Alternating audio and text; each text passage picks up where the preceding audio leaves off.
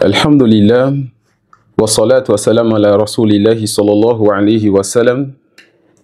Nous remercions Allah subhanahu wa ta'ala qui nous a réunis en cette soirée afin que nous puissions parler d'un sujet d'une importance capitale.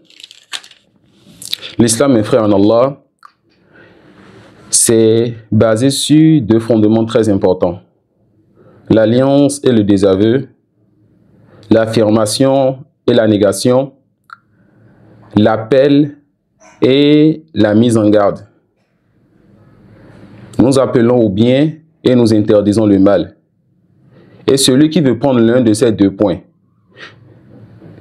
en délaissant donc le second, cette personne aura forcément des erreurs dans sa religion ou dans son appel. Celui qui dit « moi je vais seulement appeler au bien et je ne veux pas parler sur le mal », alors cette personne aura forcément des erreurs dans sa religion.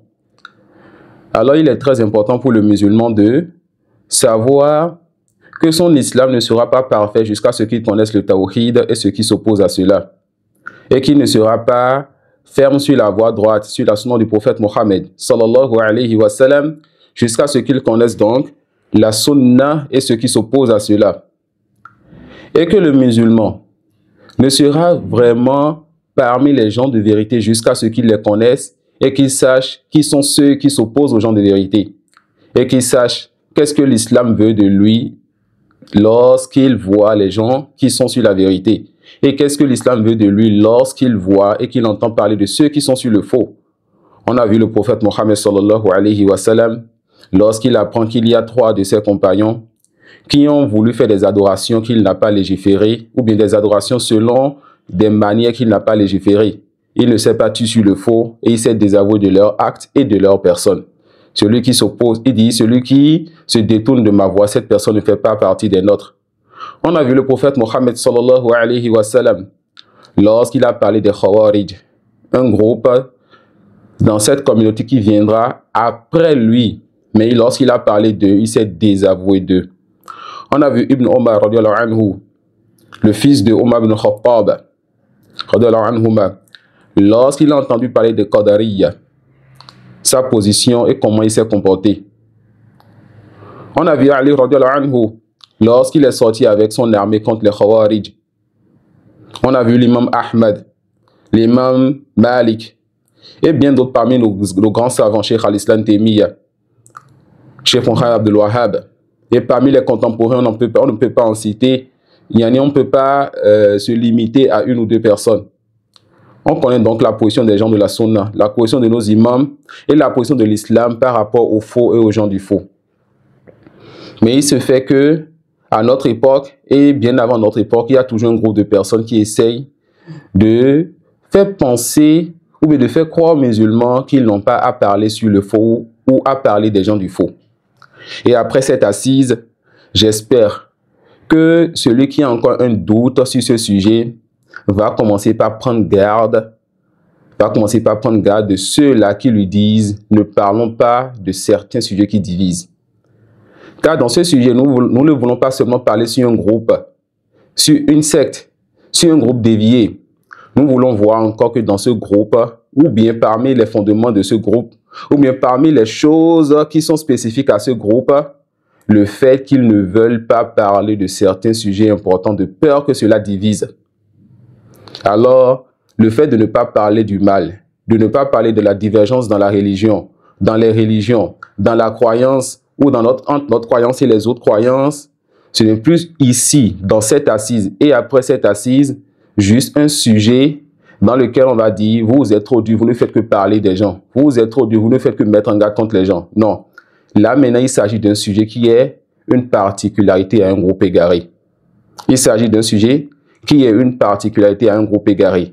Alors, celui peut-être qui hier disait, moi, j'ai une gêne avec les mises en garde, cette personne va maintenant tourner sa langue dans la bouche avant de ressortir encore cette phrase, lorsqu'elle va savoir que le fait de ne pas détester le mal, le fait de ne pas détester les gens du mal, le fait de voir qu'on peut rester avec tout le monde, cela n'est pas un simple mal, mais ça fait partie des spécialités, n'est-ce pas, ou des particularités de certains groupes, dont le groupe dont nous voulons parler aujourd'hui. Et vous n'êtes pas sans savoir que dans le temps du prophète Mohammed, sallallahu alayhi wa sallam, les gens étaient dans le bien. Et on l'a encore vu hier lorsqu'on a parlé dans le cours du hadith de Hudayfa. Les gens étaient dans un bien après avoir connu la jahiliya. Et ce bien a duré jusqu'à la mort du prophète sallallahu alayhi wa sallam. Et lorsque certains de ses compagnons étaient encore vivants, parmi lesquels Ousmane radiyallahu anhu, le mal a commencé par venir dans cette communauté bénie. Et lorsque ce mal est venu, comme le prophète sallallahu alayhi wa sallam l'a dit, d'après ce qu'on a vu hier dans le hadith de Hudayfa, après que le bien parte, le mal va venir. Et si le bien revient, ce ne sera plus un bien aussi pur que le premier bien qui était à la première époque, mais ce sera un bien avec un certain mélange. Alors les gens ont commencé par voir des ambiguïtés. Et c'est ça qu'on appelle le bien avec un certain mélange. Lorsqu'on t'amène le bien avec un peu de faux, ou bien qu'on essaie de mettre beaucoup de faux et on met un bien dedans afin que tu puisses par la porte de ce bien accepter le faux que la personne a. Les ambiguïtés ont commencé. Et nous connaissons la parole de nos pieux prédécesseurs qui disaient que avant, lorsque quelqu'un disait le prophète sallallahu alayhi wa sallam a dit, on prenait de la personne. Mais lorsque la fitna a été, c'est-à-dire lorsque les Khawarij se sont levés contre Ousmane radiyallahu anhu et l'ont tué, alors on demandait maintenant, quand quelqu'un dit le prophète a dit, on dit, dis-nous de qui tu as pris cette science, montre-nous ta chaîne de transmission, afin qu'on puisse voir les gens de la sunna, et on prend des gens de la sunna, et qu'on puisse voir les innovateurs, et on se détourne d'eux. Lorsque les épreuves ont commencé petit à petit, les savants ont commencé par prendre garde à ceux qui parlent en religion et à ceux qui forment des groupes en religion ou bien au nom de la religion. Et le prophète Mohammed sallallahu alayhi wa sallam a cette prévenu que cette communauté va se diviser. Même si ce hadith est un hadith qui gêne beaucoup de personnes et beaucoup de groupes. Naam, il a dit que cette communauté va se diviser et cette communauté s'est divisée. Tout comme les juifs et les chrétiens se sont divisés avant nous. Et il a montré dans ce hadith ou bien dans les hadiths qui ont été rapportés sur la division de cette communauté que tous les groupes, toutes les idéologies sont égarées. Et on la menace de l'enfer, sauf un seul groupe. Et ce groupe, c'est ceux-là qui sont sur ce sur quoi il était, lui, sallallahu alayhi wa sallam, et ses compagnons. Et aujourd'hui, mes frères en Allah, nous allons parler de l'un de ces groupes qui se veut de la prédication du prophète sallallahu alayhi wa sallam. Nous allons parler de personnes qui parlent notre langue, de personnes qui portent ce que nous portons, de personnes qui disent Allah a dit, le prophète Mohammed sallallahu alayhi wa sallam a dit, de personnes qui prétendent vouloir appeler à Allah et à son messager. Nous allons parler d'un groupe qui a fait beaucoup de tort à l'islam et aux musulmans. Et comme le poète l'a dit, Araftu sharra la li sharr walakin li tawaqqihi. J'ai connu le mal, pas pour faire le mal, mais afin de m'en préserver. Wa man lam ya'rif sharra min al-khayri yaqa'u fihi. Et celui qui ne distingue pas le mal du vrai, cette personne va tomber dans le mal. Alors il est important donc pour le musulman qui aime sa religion, qui aime le tawhid et la sunna du prophète sallallahu alayhi wa sallam, de savoir ce qui s'oppose et ce qui annule l'islam, de ce qui s'oppose et ce qui diminue son islam et sa sunna.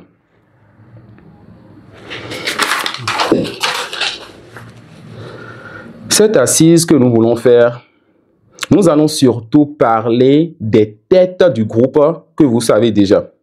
Nous allons surtout parler des têtes du groupe que vous savez déjà. Car il y a plusieurs façons de parler d'un groupe et de réfuter une secte.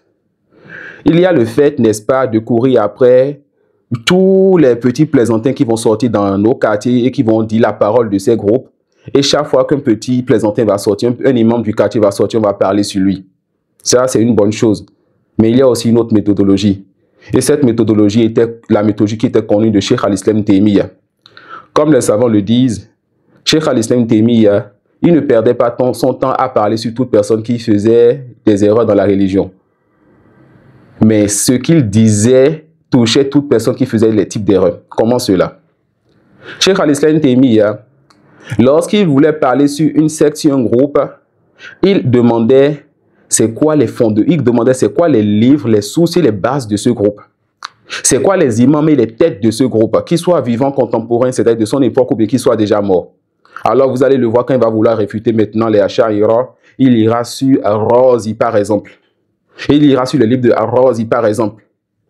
Lorsqu'il va vouloir réfuter les Shia, il va aller sur les têtes, les grandes personnes de ce groupe. Sur les livres qui sont les fondements et les livres vers lesquels revient donc toute personne de ce groupe en général. Et lorsqu'il va travailler ces gens-là et ces livres et les réfuter, tout ce qui sera donc régénéré dans ces groupes, toute personne qui va revenir encore pour parler dans ces groupes, la réfutation de Cheikh al-Islam Taymiyya sur les grands est une réfutation pour cette dernière. Et toute personne qui viendra après Cheikh al-Islam Taymiyya qui va parler sur lui, cette personne, la réponse à ce qu'il dira est déjà dans la réputation que Cheikh al-Islam Taymiyya a déjà fait au grand. Et c'est ce que nous allons essayer de faire ici. On va revenir sur les personnalités, sur les têtes du groupe dont nous voulons parler aujourd'hui.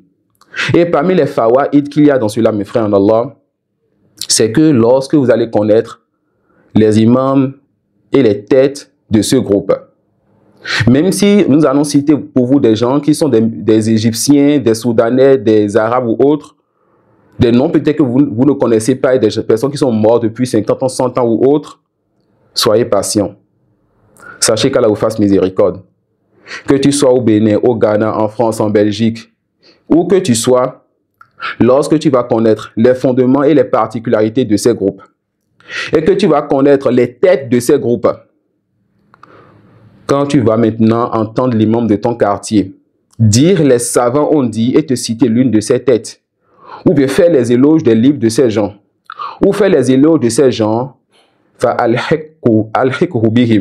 sache qu'il fait partie d'eux. Car celui qui fait les éloges de l'innovateur fait partie des innovateurs. Celui qui fait les éloges des innovateurs fait partie des innovateurs. Alors ne te dis pas que dans cette assise, nous voulons citer des noms que tu ne connais pas ou des personnes qui sont déjà mortes. Lorsque l'étudiant en sciences s'assoit pendant des mois et des années pour étudier c'est qui les Jahmiya, c'est qui Jahm ibn Safwan, c'est qui Ja'ad ibn Dirham et tout, cela lui est bénéfique ensuite. Plus de 800 ans, 1000 ans après, quand il voit des gens de son époque dire des choses, il dit cette personne est le Jahmiya. À cause de la parole qui fait partie des fondements de l'autre, car celui qui est conforme à l'un des fondements des innovateurs fait partie d'eux. Celui qui est conforme à l'un des fondements des innovateurs fait partie d'eux. Celui qui fait l'éloge d'un innovateur fait partie d'eux. Alors, ces règles-là que les sœurs nous enseignent nous sont bénéfiques lorsqu'on connaît les fondements, qu'on connaît les têtes de ces groupes déviés. Cela te permettra donc de savoir vers qui aller dans ta zone, dans ton pays, qui écouter, qui ne pas écouter. Et quand tu connais ces fondements, que tu connais ces têtes et tu vas connaître le mal de ce groupe de façon générale, Inch'Allah, dans cette assise, lorsqu'on te dira demain que cet imam-là qui a fait Médine et qui a peut-être eu le doctorat à Médine et qui est dans telle zone, que ce soit à Parakou, à Djougou, à Cotonou ou n'importe où, cet imam-là, que c'est un imam Ikhwani, quand on te dit ça déjà, ton cœur va vibrer. Tu vas avoir peur car tu as connu la réalité de ce groupe. Ensuite, quand on va te citer une ou deux choses qu'il a dit, tu auras la clairvoyance et tu vas comprendre ce qu'on est en train de dire sur cet imam. Si tu n'as pas la certitude, au moins tu vas douter de lui et ça, c'est déjà un point. Donc, le fait de connaître les fondements d'un groupe ou de savoir ce qui caractérise un groupe et de connaître les imams de ce groupe, voire même de connaître les livres vers lesquels reviennent les gens de ce groupe, ça fait partie des choses importantes pour le commun des musulmans, c'est-à-dire celui qui ne peut pas forcément connaître et comprendre les ambiguïtés de ces groupes. Et comme le dit Cheikh Rabi' Hafizahullah Ta'ala, Baynana wa baynahumul kutub. Entre eux et nous, il y a les livres. Vers les livres de qui vous revenez donc dans votre religion. Baynana wa baynahumul rijal. Entre eux et nous, il y a les hommes. Lorsque tu me dis que les savants ont dit, qu'il y a divergence sur ce sujet que les savants ont dit, c'est qui tes savants? Apporte-nous donc le nom de tes savants. Apporte-nous donc les sites sur lesquels tu fais tes recherches. Apporte-nous donc les livres dans lesquels tu fais tes recherches. Et lorsque les noms de ces savants vont sortir, on saura alors dans ce cas qui est qui et avec qui nous marchons dans le quartier. Sachez qu'Allah vous fasse miséricorde, que le groupe dont nous voulons parler aujourd'hui, c'est un groupe qui a laissé des femmes sans enfants, qui a laissé des femmes veuves et qui a fait couler beaucoup de sang dans la communauté islamique depuis des décennies. Qui a fait couler beaucoup de sang dans la communauté islamique, et cela depuis quoi? Depuis des décennies. Et cela sera clair, Inch'Allah, lorsqu'on va citer leurs paroles. Et c'est ce qui sera fait dans cette assise. Nous allons parler du groupe en citant les paroles de ceux qui sont dans le groupe. C'est eux-mêmes qui vous diront ce sur quoi ils sont. On ne va pas vous dire, dans 90%, 95% de cette assise, Cheikh Al-Albani a dit, Cheikh Al-Islam Taymiyyah a dit, Cheikh Ibn Taymiyyah a dit non. On va vous dire, tel a dit parmi ceux-là qui défendent ce groupe. Parmi ceux-là qui ont soutenu donc ce groupe et qui ont œuvré pour ce groupe-là. Et on demande à Allah subhanahu wa ta'ala de nous faciliter cela, de nous accorder quoi? De nous accorder le tawfiq. Alors le groupe dont nous voulons parler aujourd'hui, il s'agit du groupe des frères musulmans. Et si vous voulez, la secte des frères musulmans. Jama'atu Ikhwan al-Muslimin. Et avant de commencer, on va voir, vu que la série de cours qu'on fait dans ce mois, c'est pour parler de quoi? Des ambiguïtés. Alors sachez qu'Allah vous fasse miséricorde, que la plus grande ambiguïté, et si vous voulez encore, la plus grande blague dans cette assise, c'est d'appeler ce groupe-là Jama'atu Ikhwan al-Muslimin, le groupe des frères musulmans. La plus grande ambiguïté. Et si vous voulez, la plus grande blague dans cette assise, c'est d'appeler ce groupe comment? Le groupe des frères musulmans. Et la réponse donc à cette plus grande ambiguïté sera de deux façons. La première façon sera la réponse d'un dirigeant musulman qui aime la science et les gens de science et qui est sur sa saine nature et qui est dans un pays béni. Ce sera la première réponse et la réponse générale à cette ambiguïté. C'est quoi l'ambiguïté? Le fait de dire que le groupe dont nous voulons parler aujourd'hui, c'est les frères musulmans. Et le fait de dire que ce groupe-là appelle donc à aller à son messager. Et la deuxième réponse sera tout ce que nous verrons donc dans cette assise. Et comme je vous l'ai dit, cette assise va renfermer la parole de ce groupe-là. Et nous n'aurons même pas besoin de trop citer la parole d'Allah, de son messager, la parole des savants de la Sunna qui parlent d'eux. Mais nous allons citer quand même. Car nous allons appliquer ici une règle dans le jadal, dans la science du débat ou bien de la réfutation, qui stipule tout simplement qu'il suffit pour certaines ambiguïtés, juste le fait de citer l'ambiguïté. Quand tu cites l'ambiguïté, tu dis l'ambiguïté à haute voix, cela est suffisant pour montrer le caractère médiocre donc, de cette ambiguïté. Ce groupe, alors mes frères en Allah, a été fondé par Hassan al-Banna.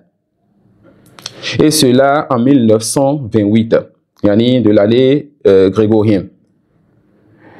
Et les débuts de ce groupe, Hassan al-Banna, il s'asseyait dans les cafés où il parlait d'un peu de tout. Et celui qui est en Égypte ici connaît ce qui se passe dans les cafés. C'est la cigarette qu'on boit. On boit du café, on joue au jeu, on regarde la télévision à notre époque, on regarde le football à notre époque. En gros, c'est boire du café, fumer et perdre le temps dans des jeux ou bien dans d'autres distractions. Et dans ces assises, il était quelqu'un qui parlait beaucoup et les gens voyaient en lui, n'est-ce pas, de l'éloquence et le fait qu'il avait attiré l'attention des gens dans ce qu'il disait. Alors, 6 personnes se sont rapprochées de lui et ont voulu de lui donc qu'il crée donc un groupe islamique et il sera la tête de ce groupe. Lorsqu'on voit à chaque fois qu'on se réunit et que Hassan al-Banna, il parlait et qu'il attirait l'attention et tout, les gens ont vu en lui donc que cette personne, et si il nous réunissait et que ensemble on formait quelque chose, qu'on faisait quelque chose pour l'islam.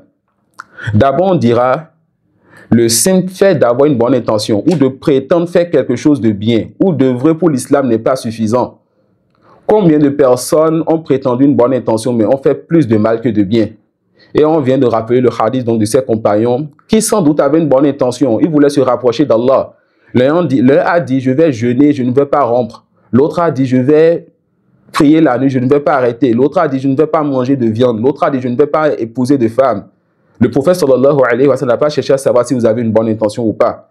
Mais il leur a montré que toute personne qui se détourne de sa voie et de sa sunna, cette personne s'est déviée. Et quand vous allez donc voir alors que le groupe des frères musulmans, c'est un groupe qui s'est détourné de la voie du prophète sallallahu alayhi wa sallam, on va appliquer donc ce hadith en disant quoi? Celui qui se détourne donc de ma voie, cette personne n'est pas des nôtres. Et ils se sont détournés de la voie du prophète sallallahu alayhi wa sallam dans leur méthodologie et dans autre que cela. 6 personnes se sont donc approchées de lui et ont voulu qu'il puisse former un groupe dans lequel ils vont essayer d'œuvrer ensemble. Un groupe islamique comme ils le disent. Mais subhanallah, il n'y avait pas parmi eux des savants. Il n'y avait pas parmi eux d'étudiants en sciences. Il n'y avait pas parmi eux de gens qui donnaient de l'importance à la compréhension donc de l'islam. Alors si nous n'avons pas de savants, on n'a pas d'étudiants en sciences et de personnes qui ont la capacité de faire des recherches et de comprendre l'islam authentique, comment ils veulent œuvrer donc pour l'islam? C'est comme si nous avons des menuisiers qui disent « il y a trop d'accidents dans la rue ici ». Et si on se mettait ensemble pour pouvoir jouer aux urgences et soigner les gens, même s'ils arrivent à sauver une vie en prenant leurs outils pour opérer cette personne, ils seront emprisonnés même s'ils arrivent à sauver quoi? À sauver une vie. Donc parmi ces 6 personnes, il y avait des qu'on appelle des menuisiers, il y avait des plombiers. Et comme leur nom est connu, parce que c'est une histoire qui a beaucoup marqué l'Égypte ici, il y avait parmi eux Ismaïl Azz, il y avait Fouad Ibrahim, Hafiz Abdul Hamid, Abdulrahman Hasbullah, Zaka Al-Maghribi et Ahmad Al-Husari. Ils lui ont demandé donc de créer un groupe. Afin, il sera leur dirigeant, il sera leur tête, il sera leur devancier dans ce groupe. Et ce sera un groupe qui va œuvrer pour l'islam. Il a accepté. Et lorsqu'il a accepté, il leur a d'abord demandé à ce qu'il lui prête allégeance. Il a accepté, mais d'abord il leur a posé comme condition qu'il faut qu'il lui prête allégeance et qu'il ne lui désobéisse pas. Il leur a demandé le fait qu'il lui prête allégeance et qu'il ne lui désobéisse pas. Ils ont alors commencé comme ça jusqu'en 1927. Et ils ont commencé comme ça plutôt de l'an 1928 jusqu'à 1935. Et ils se concentraient sur le fait de parler de la religion, de parler des bonnes œuvres, de toucher les musulmans. Par le fait de leur dire Allah, dit le prophète sallallahu alayhi wa sallam a dit, et de pas de sujets qui pourraient intéresser les musulmans dans leur religion. Jusqu'à ce que, en l'année 1935, ils rentrent dans une nouvelle étape de leur groupe. Car sachez qu'Allah vous fasse miséricorde, que ce groupe, comme on le verra tout à l'heure, ils ont un objectif, ils ont un but à atteindre. Mais pour atteindre ce but-là, il faut qu'ils passent par certaines étapes. Et parmi ces étapes, le fait d'abord d'avoir le cœur des musulmans avec eux, d'attirer l'attention des musulmans et avoir un grand nombre avec eux. Et pour pouvoir atteindre cela, c'est-à-dire le grand nombre, avoir les musulmans qui sont avec eux, ils vont alors parler de religion, parler de sujets religieux, faire de bonnes œuvres et ce qui va dans ce sens. Ensuite, ils iront à l'étape suivante quand ils en ont la capacité. Et ce qui est voulu de l'étape suivante, c'est le fait, mes frères en Allah, qu'ils commencent par mettre en pratique certaines stratégies pour pouvoir atteindre le but le plus important chez eux. Et c'est quoi le but le plus important chez eux? C'est le fait d'être à la tête des pays musulmans. On reprend. Le but le plus important chez les Ikhwanul Muslimin, chez le groupe des frères musulmans, c'est quoi? Le fait d'être à la tête des pays musulmans.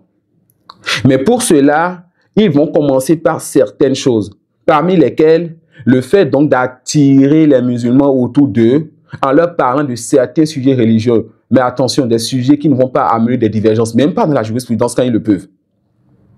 Donc c'est en l'an 1935 qu'ils ont maintenant commencé à appliquer des stratégies pour pouvoir atteindre le sommet en Égypte.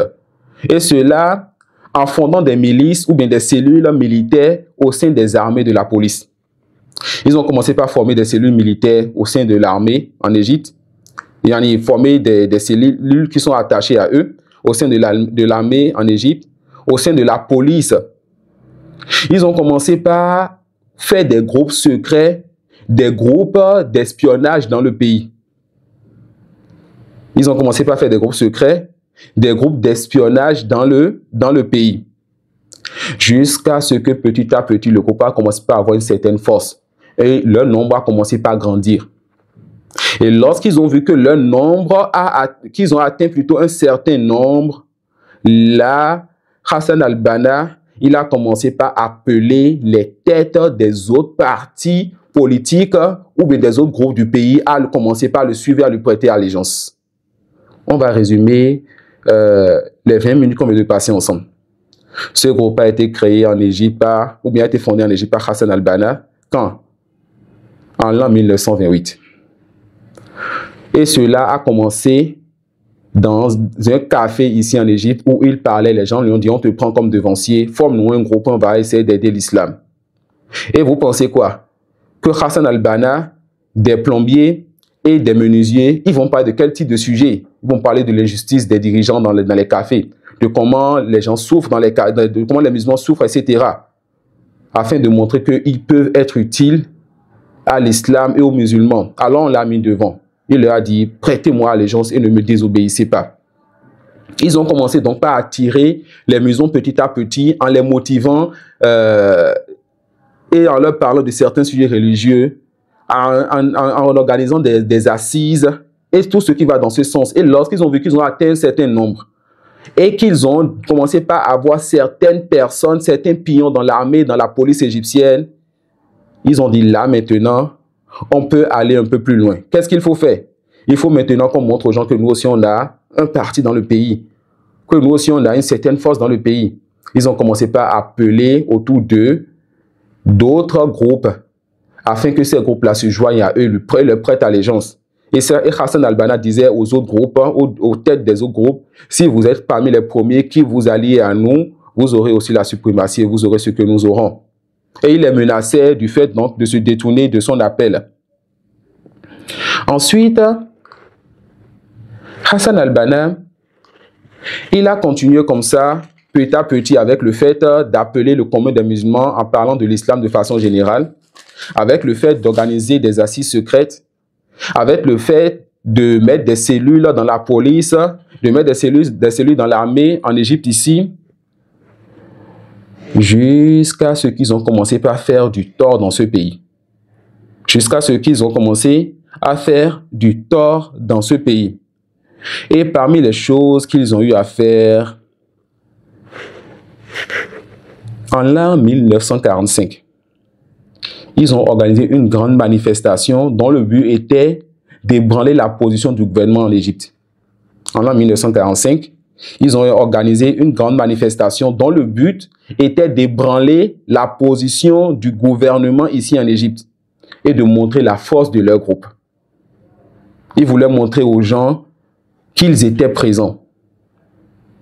Ils voulaient montrer aux gens qu'ils sont en train d'avancer afin de faire peur aux gens, afin de marquer leur territoire. Afin de faire quoi? De marquer leur territoire. Et ils sont allés plus loin que cela encore. Comme ce qui s'est passé ici en Égypte en l'an 1946, lorsqu'ils ont bombardé tous les commissariats de police ici au Caire. Ils ont eu à tuer des innocents en bombardant les commissariats de police ici au Caire. En bombardant quoi? Les commissariats de police ici au Caire. Et avant cela, bien sûr, Hassan al-Banna a eu à chercher à rentrer dans le Parlement par 2 fois. Il a cherché à se présenter et rentrer dans le Parlement ici en Égypte par 2 fois.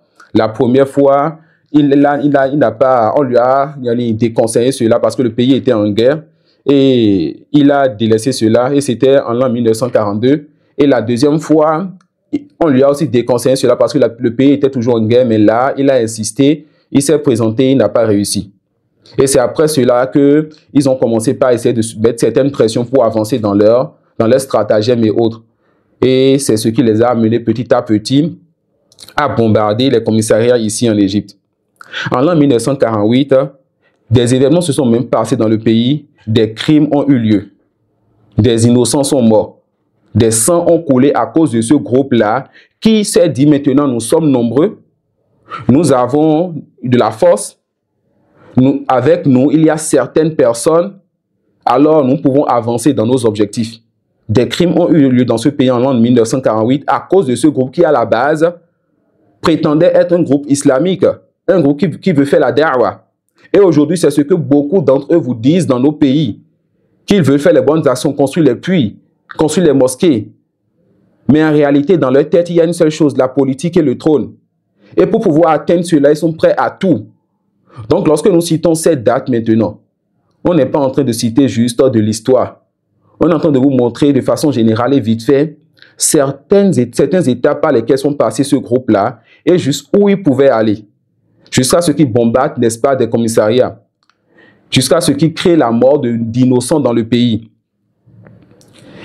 Et lorsqu'ils ont eu à créer les événements de l'an 1948, ils se sont opposés au Premier ministre Mahmoud El-Nukrochi Bacha, ou comme les gens le disent en français, Bacha.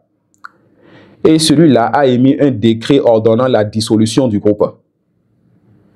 À cause du mal qu'ils ont commencé à faire dans le pays, le Premier ministre du temps a émis un décret demandant donc la dissolution de ce groupe. Et il a demandé à ce qu'on saisisse leurs biens. Il a demandé à ce que leurs branches, à travers tout l'Égypte, soient fermées. Et à la suite de cela, prêtez attention. À la suite de cela, le groupe des frères musulmans a pris comme ennemi numéro 1 ce premier ministre Mahmoud El-Nukrochi. Ils l'ont pris comme ennemi numéro 1. Et qu'est-ce qu'ils ont fait? Ils l'ont rendu mécréant son gouvernement. Ils l'ont rendu mécréant. Ils ont rendu mécréant son gouvernement et ils ont considéré son sang étant licite.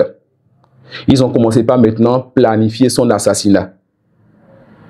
Il se peut que quelqu'un se dise, est-ce qu'on est en train de faire une assise islamique ici? Est-ce qu'on est en train de faire un prêche ici? Ou bien on est en train de parler de la politique? Vous avez raison. Lorsqu'hier, on vous disait, prenez garde donc à ces imams qui viennent sur le mimbar qui vous parlent de politique, vous dites, vous parlez trop sur les gens. Mais vous allez voir que là, maintenant, on a déjà fait plus de 30 minutes et notre assise d'aujourd'hui, elle est différente de l'assise d'hier. Et les assises des autres temps. Pourquoi? Parce qu'on est en train de parler d'un groupe qui a une méthodologie qui est différente de la méthodologie des gens de la Sunna. Un groupe où le débat n'est pas seulement Allah, le prophète sallallahu alayhi wa sallam a dit. Un groupe où eux, leur objectif, c'est la politique, c'est le fait de faire couler le sang pour pouvoir atteindre un objectif précis. Le fait de faire couler le sang pour atteindre un objectif précis. Ils ont commencé avec l'intention, selon eux, de vouloir former un groupe pour pouvoir aider l'islam et la dawa. Ils ont commencé par organiser des stratagèmes lorsqu'ils ont grandi en nombre, ils ont eu certaines têtes qui les ont soutenus. Ils ont commencé par vouloir montrer la force en faisant des attentats dans le pays. En créant des événements qui ont causé la mort de plusieurs personnes dans le pays. Et lorsqu'ils ont vu qu'ils n'ont pas encore réussi à rentrer dans le Parlement ou bien aller loin dans le gouvernement de ce pays, approcher le trône, et que certains s'opposent à eux comme le premier ministre de ce pays, ah non, ce premier ministre qui s'oppose à nous, il n'est pas musulman. Et quand on va citer leurs paroles, vous allez mieux comprendre maintenant pourquoi ils rendent mécréant facilement le premier ministre et tout son gouvernement. Et en le rendant mécréant, ils vont maintenant rendre licite son sang, c'est-à-dire il faut qu'il meure. Alors ils vont œuvrer pour son assassinat, ainsi que les fonctionnaires qui sont dans son gouvernement.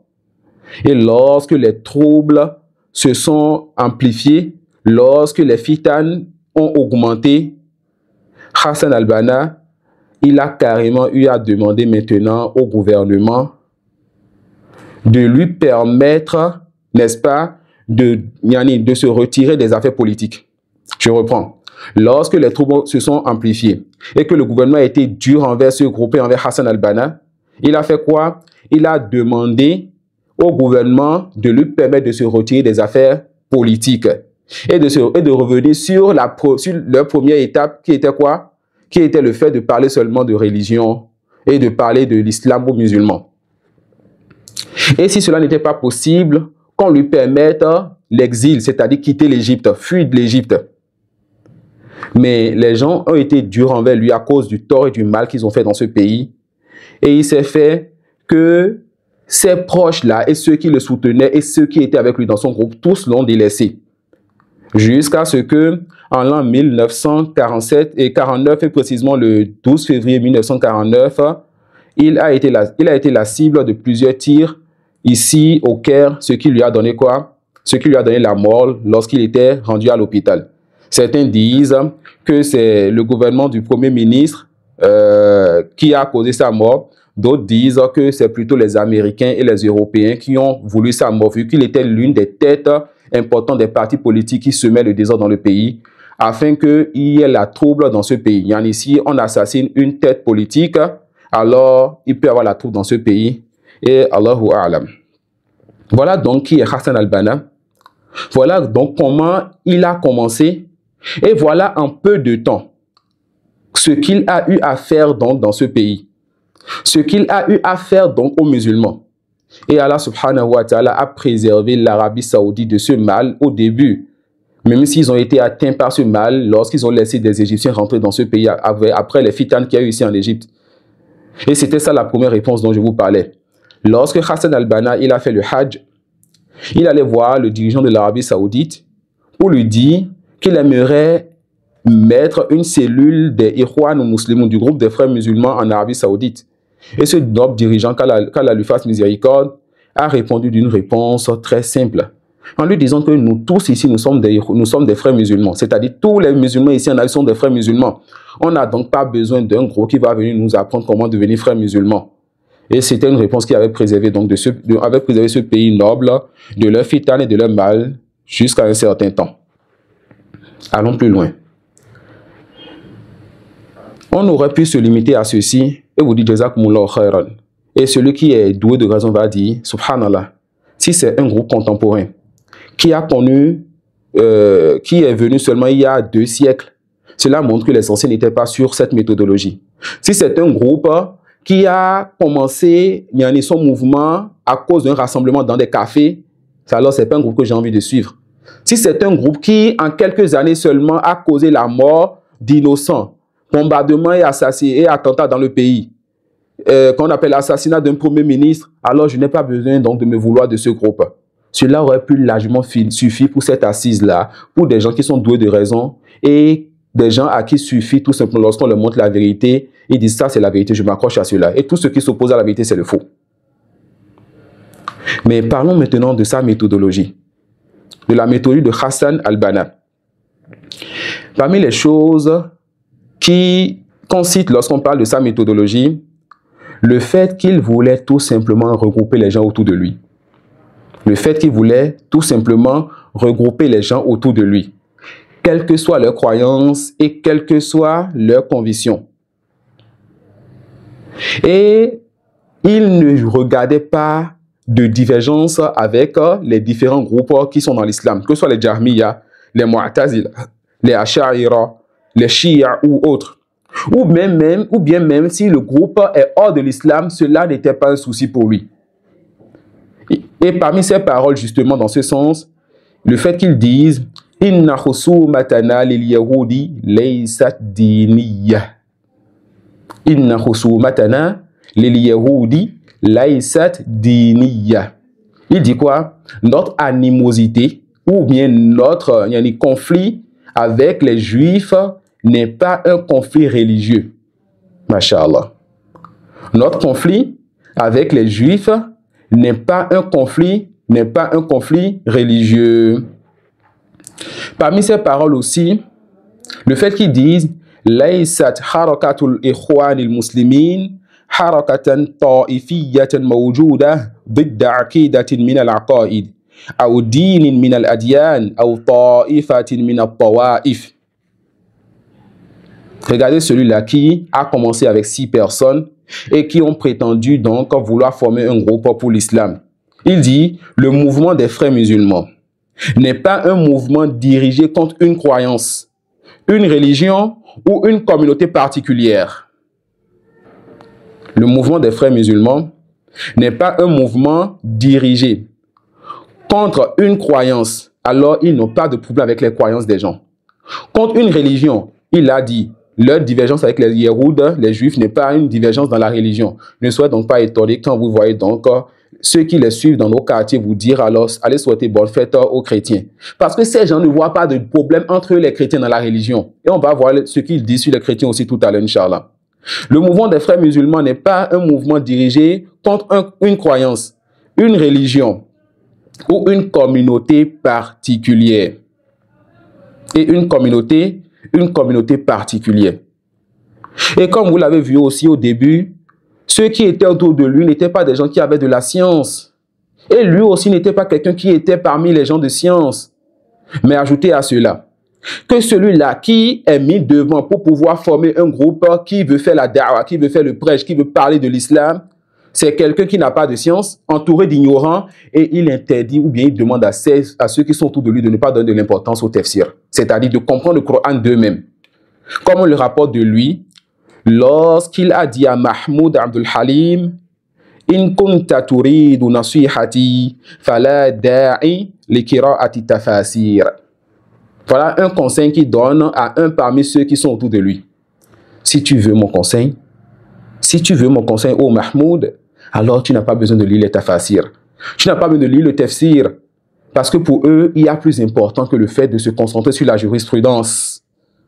Pour eux, il y a plus important que le fait de dire tafsir. Pour eux, il y a plus important que le fait de dire croyance, divergence dans la croyance. Les Ash'ara ont dit, les Mu'tazila ont dit. Pour eux, il y a plus important que le fait de dire non, les chrétiens les détestent parce qu'ils disent que Isa est le fils d'Allah. Le plus important chez eux, il faut que parmi nous, il y ait celui qui va diriger les pays musulmans. Il faut qu'il y ait parmi nous celui qui va faire quoi? Diriger les pays musulmans. Et ajouter à cela encore que lui-même, il avait un penchant ou bien il avait la croyance ou bien il faisait partie des soufis. Il avait un penchant aux soufis. Et il appelait aussi son groupe aussi à purifier leur cœur avec le soufisme. Et il assistait aux assises des soufis dans lesquelles ils prétendent que le prophète sallallahu alayhi wa sallam descendait. Et c'est là qu'on voit sa parole et ce qu'on rapporte aussi de Sayyid Qutb lorsqu'ils disent هذا الحبيب مع الحبيب قد حضر وسامح الكل فيما قد مضى وجرى. Ils disent, voilà donc Al-Habib, on l'a vu hier dans l'assise. Les soufis appellent qui Al-Habib? Avec leur ignorance, ils s'appellent le prophète sallallahu alayhi wa sallam Habibullah. On a déjà vu que en disant cela, ils ont diminué le degré du prophète sallallahu alayhi wa sallam. Donc, dans ces assises, pour eux, le prophète sallallahu alayhi wa sallam est présent. Et ce n'est pas seulement sa présence. Il est présent et il pardonne les péchés de ceux qui sont présents. Sa Hassan al-Banna, il avait des convictions soufis. Et on aura parlé des soufis dans 2 semaines, Inch'Allah, qu'Allah nous prête longue vie dans son obéissance. Il avait des convictions soufis. Et parmi ces convictions ou ces habitudes, les assises soufis dans lesquelles ils prétendent la présence du prophète sallallahu alayhi wa sallam. Une prétention sans preuve et une prétention qui renferme une croyance shirkiya, une croyance de polythéisme, d'associationnisme. Car ils pensent que le prophète sallallahu alayhi wa sallam leur pardonne leurs péchés. Leur pardonne leurs péchés. Et de la même façon qu'au début, dans le café, il a accepté fonder son groupe à condition que les gens lui prêtent allégeance et que les gens ne lui désobéissent pas. Il a gardé cette position-là qui est devenue un point important du groupe. Le fait que vous devez lui prêter allégeance et que vous ne devez pas chercher à diverger avec lui. Et subhanallah, même si votre position dans la divergence est une position religieuse qui a des preuves. Si cela, il dit au docteur Abdulaziz Kamil, Ana a'lamu naw'a tafkirik wa tamassukika bisunna wa satati ayyamun wa dhurufun qad nakhtalifu fiha wa awaddu fi hadhihi dhuruf an tatruka ra'yaka li ra'yi ala tatba'inna ilay. Il dit donc à l'un de ses suiveurs qui apparemment aurait un attachement à la sunna et à la religion. Il dit à ce dernier, je connais ta façon de penser. Je connais ta façon de penser. Toi, c'est toujours Allah, dit le prophète a dit. Toi, c'est toujours la religion, la religion. Je connais ta façon de penser et ton attachement à la sunna. Il viendra. Sache qu'il viendra des jours et des circonstances où nous pourrions diverger, toi et moi. On va diverger dans quoi? Dans ta façon de penser. Tu vas me dire, Allah a dit, le prophète sallallahu alayhi wa sallam a dit, faites ou ne faites pas. Je vais te dire, non, je ne suis pas d'accord avec cela. Il viendra donc des jours où nous pourrions diverger. Dans ces situations où nous allons diverger, je souhaiterais que tu remplaces ton opinion par la mienne. Je souhaite que tu remplaces ton opinion par la mienne. Et demande donc à ce dernier, ne me fais-tu pas confiance? Voilà ce à quoi il appelait. Voilà celui-là qui voulait soutenir l'islam. On a vu en peu de temps. Le prophète sallallahu alayhi wa sallam, lorsqu'il est venu avec son prêche en 23 ans, on a vu ce qu'il a fait. Hassan al-Banna, il est venu en peu de temps, on a vu ce qu'il a créé comme tort dans ce pays. Comme bien démoli dans ce pays. Comme victimes et personnes qui sont tombées dans ce pays à cause d'eux. Des enfants qui ont tué leur père à cause de l'allégeance prêtée à Hassan al-Banna. Des enfants et des jeunes qui vont se bombarder dans des mosquées à cause de Hassan al-Banna et de Seyyid Qutb. Et on va voir, Inch'Allah, pourquoi ils sont prêts à tuer des musulmans et pourquoi ils sont prêts à bombarder les musulmans qui prient dans les mosquées, Inch'Allah. Pour eux, ou bien pour lui, parce que là on parle toujours de lui pour le moment, toute personne qui s'oppose au groupe des frères musulmans, cette personne ne fait pas partie d'eux. Allons plus loin. Cette personne n'est même pas musulmane. Parmi les paroles qu'il dit sur celui qui s'oppose à lui, le fait qu'il dise « وَلَقَدْ كَانَ الْإِسْلَامُ حَكِيمًا أعظم الحكمة في وصيته بأخذ مثل هؤلاء الخوارج على رأي الجماعة بمنتهى الحزن. » Wallahi, ça c'est l'une des blagues de Hassan al-Banna. Lorsqu'on a la tête d'un groupe khariji, un groupe qui rend mécréant les musulmans, qui rend licite le sang des musulmans, qui tue les musulmans, traité autre que de khariji. Mais comment les autres sont des khawarij? Il va prendre les tests qui sont venus sur le fait de sortir contre le gouvernement et de sortir contre le groupe des musulmans. Il va appliquer ça pour leur groupe à eux. Alors, leur groupe, c'est eux les musulmans, c'est eux, yani le groupe des musulmans, et c'est lui le dirigeant des musulmans. Il dira donc, l'islam a fait preuve de la plus grande sagesse en recommandant de traiter ces khawarij, donc ceux-là qui sortent contre le gouverneur et le groupe des musulmans. L'islam a demandé de traiter ces gens-là qui s'opposent au groupe des musulmans avec la plus grande fermeté. Mes frères, ne nous embrouillons pas. Nous parlons ici de quelqu'un qui est ici en Égypte, ou bien qui était ici en Égypte, un pays musulman qui a son gouvernement et qui a son gouverneur. Lui, il vient, il forme un petit groupe qui grandit petit à petit. Il demande à ce qu'on lui prête allégeance, alors que le prophète sallallahu alayhi wa sallam a demandé qu'on ne prête pas allégeance à une personne si une autre personne est déjà le dirigeant. Il demande à ce qu'on lui prête allégeance. Les gens lui prêtent allégeance. Ensuite, il va voir maintenant que lorsque les autres partis politiques ou bien que le gouvernement en place va s'opposer à son groupe à lui, c'est le gouvernement en place et les autres partis politiques qui sont les Khawarij. Et il va appliquer donc les tests sur eux qu'il faut les combattre. Lorsque vous allez voir un jeune en Syrie, au Liban, en Libye, en Arabie Saoudite ou autre qui a prêté allégeance à Hassan al-Banna dans ce temps, ou bien à ceux qui l'ont suivi parmi les Ikhwan jusqu'à notre époque, lorsque le dirigeant musulman de l'Arabie Saoudite, de la Syrie, de la Libye, du Soudan ou du pays où se trouve ce jeune, va donner un ordre important qui a besoin de ce jeune, le jeune va rester et attendre d'abord si son groupe, c'est-à-dire si le groupe des frères musulmans lui donne la permission ou pas. Et en cela, ils ont contenu l'islam et les gens de la Sunna dans un fondement important qui est quoi? L'obéissance aux dirigeants musulmans.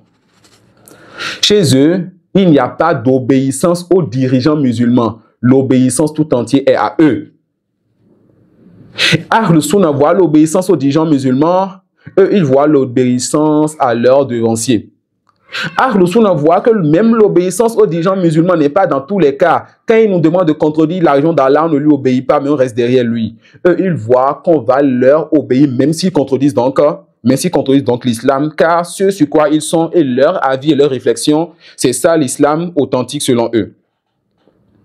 Voilà pourquoi il dit wa ala kulli muslimin an ya'taqida anna hadha al-manhaj kullahu min al-islam wa anna kulla naqsin minhu naqsun min al-fikra al-islamiyyati sahiha. Il dit qu'il est important pour tout musulman d'avoir la conviction que cette voie-là, c'est-à-dire la voie qu'il a amenée il y a deux siècles seulement, la voie des frères musulmans, le groupe des frères musulmans, il est important pour tout musulman de reconnaître que c'est la voie authentique, que c'est ça l'islam authentique. Et que tout manquement qu'un musulman aura vis-à-vis de ce qu'eux ils instaurent, c'est un manquement que ce musulman il a dans l'islam authentique.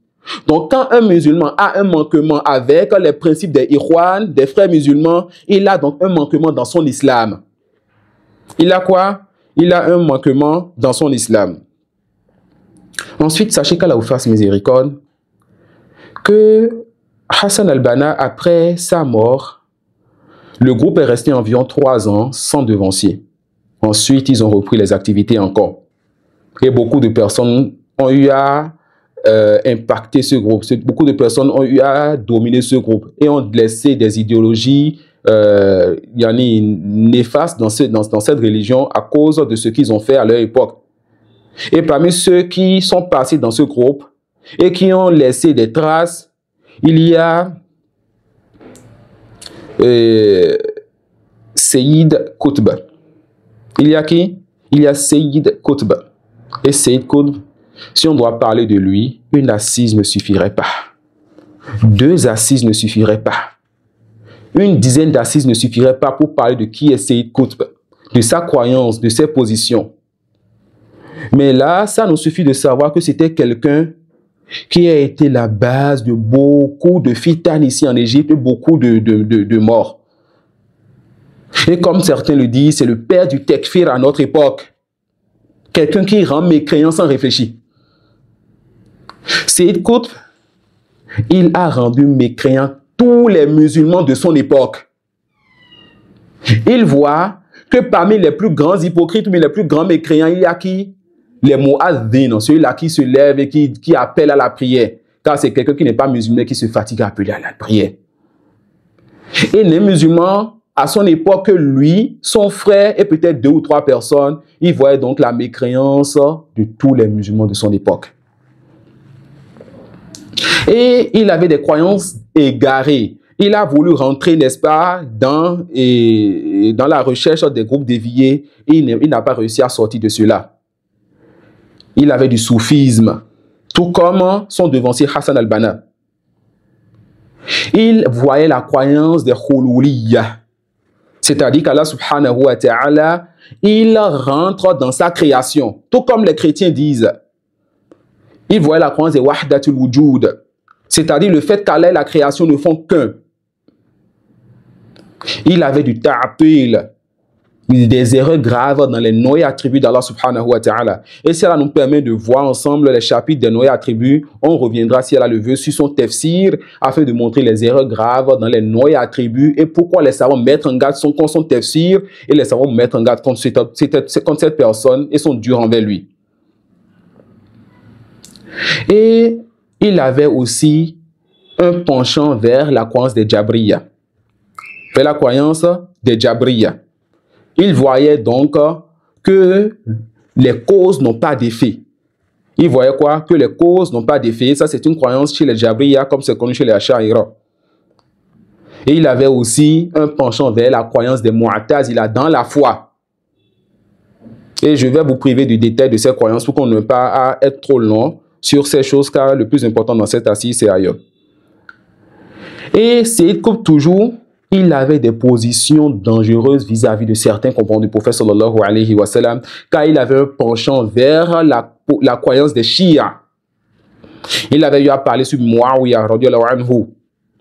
Il a parlé sur Amr ibn al-As radiyallahu anhu, 2 parmi les nobles compagnons du prophète Mohammed sallallahu alayhi wa sallam.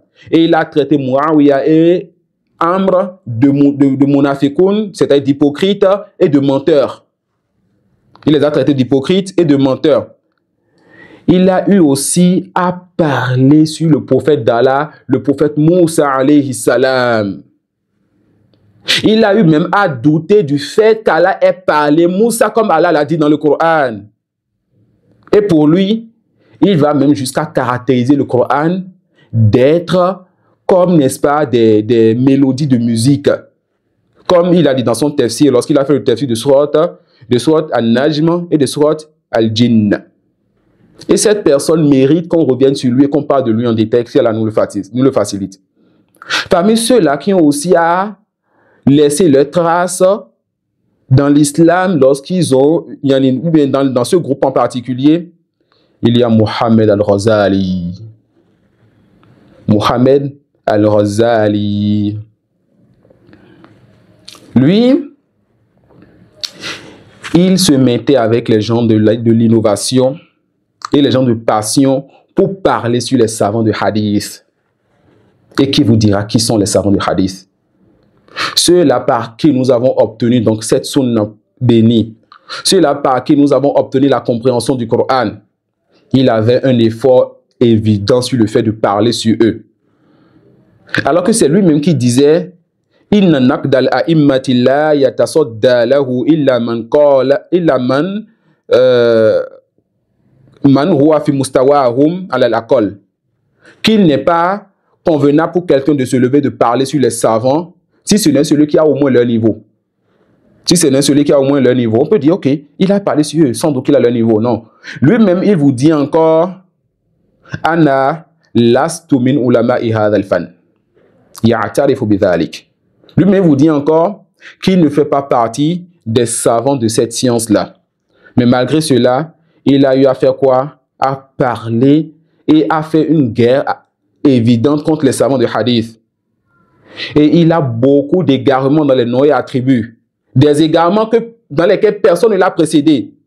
De sorte que les savants disent Shadh al-Ghazali fi bab al-asma'i wa sifat. Il a amené des positions étranges. On ne l'a même pas précédé dans cela. Il affirme sans preuve et il infirme sans preuve.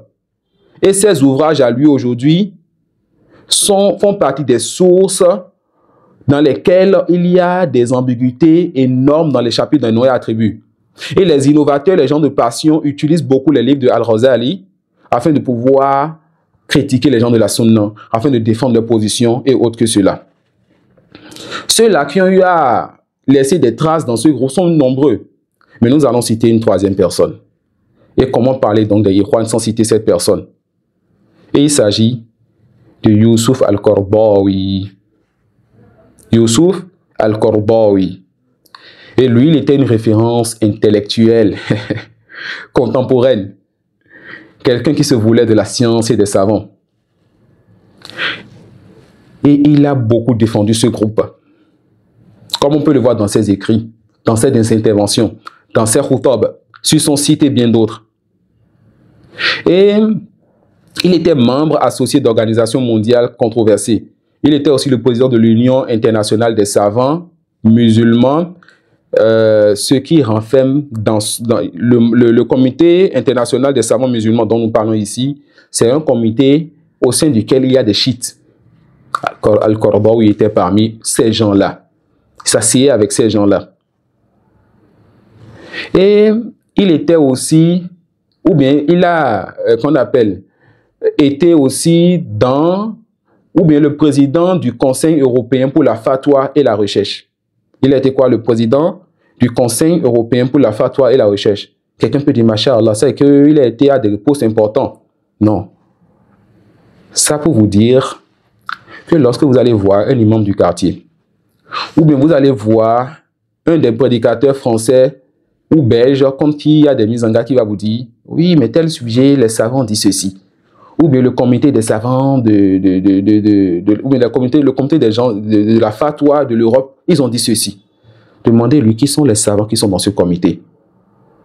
Ou bien quand tu me dis les savants ont dit ceci, qui sont les savants qui ont dit cela, afin que nous puissions savoir si c'est ceux dont on prend la science ou pas. Et parmi les choses qu'on reproche à Al-Qaradawi, le fait que comme c'était devancier, il a négligé, voire détourné les gens de donner de l'importance aux divergences qu'il y a dans la croyance. Et lui voyait donc que les questions de ta'atul et de ta'wil, c'est-à-dire ceux qui parlent sur les attributs d'Allah, que l'un va dire Allah est partout, l'autre va dire Allah n'est nulle part, et l'autre va décrire Allah de ce qu'il veut, lui voit que ces sujets-là, ce n'est pas des sujets importants. C'est des sujets qui ont déjà eu à faire leur temps et c'est déjà passé et qui ne convient plus donc de revenir encore sur quoi? De revenir encore sur ces sujets. Voilà de façon générale comment le groupe a été créé. Qui a fondé le groupe? Quelles sont les personnalités qui ont impacté donc ce groupe? Alors, nous allons voir maintenant, par la grâce d'Allah subhanahu wa ta'ala, certains points importants sur lesquels ce groupe contredit l'islam et les gens de la sunna. Certains points importants sur lesquels ce groupe contredit l'islam et les gens de la sunna. Parmi ces points, le fait de rendre mécréants les musulmans. D'accord? Parmi les points qu'on leur reproche, le fait de rendre mécréants les musulmans. Et sur cela, on ne peut pas citer une personne mieux placée que Sayyid Qutb. Il dit « Laysa ala wajhil ardi dawlatun muslima » Il n'y a pas sur terre actuellement un pays musulman.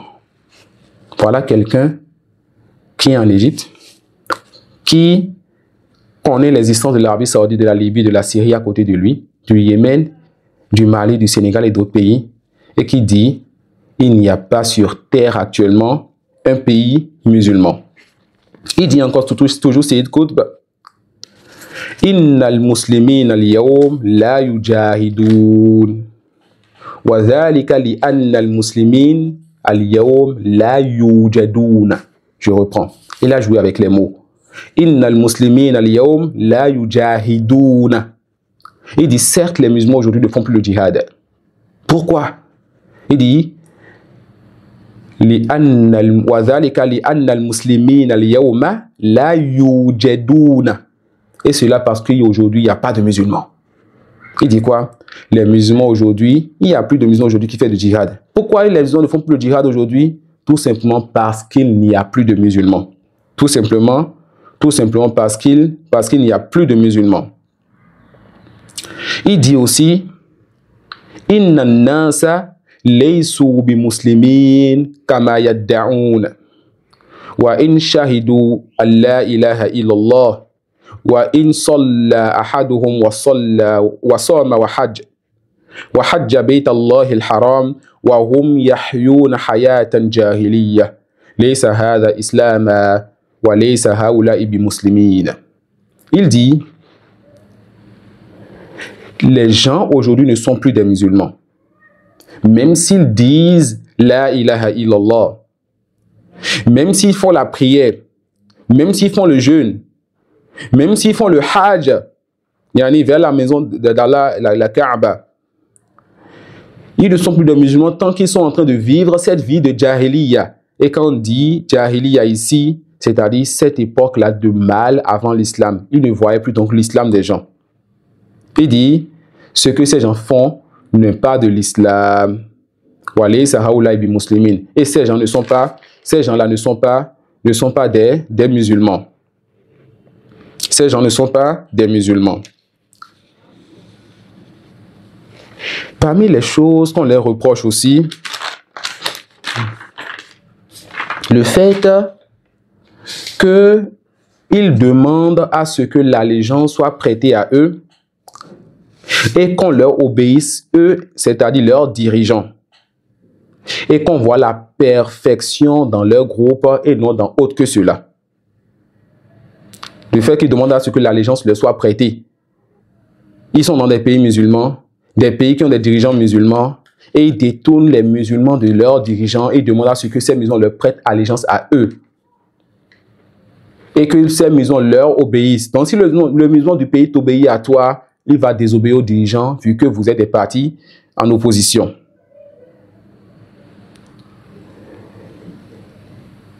Et ils voient que la perfection, toute la perfection, c'est dans leur parti à eux, dans leur mouvement à eux. Et ils iront même jusqu'à voir qu'il n'y a pas autour d'eux d'autres gouvernements qui méritent donc d'être suivis si ce n'est leur mouvement à eux. Voilà pourquoi,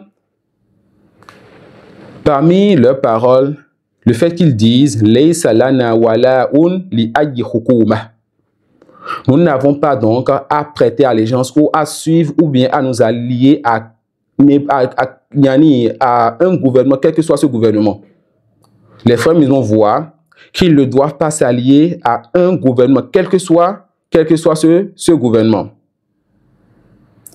Et Saïd Hawa, qui fait partie des Ikhwan de l'Inde, il dit « Inna al-jama'ata ba'da sayriha at-tawil wa tahammuliha al-kathir asbahat tarikhan hiya wahdaha sahibatul haqqi fil imama » Il dit que leur groupe, après ce qu'ils ont eu à traverser, après tout ce qu'ils ont eu à vivre et leur expérience, leur groupe est devenu le seul groupe qui a un droit, ou bien a le droit d'être le seul groupe qui doit être suivi, le seul groupe vers lequel les musulmans doivent revenir, le seul groupe auquel vous devez prêter allégeance. Hassan al-Banna, il dit dans ce sens, « Da'watukum ahakku ayyuhan nas an tu'ta wa la ta'ti ila ahad.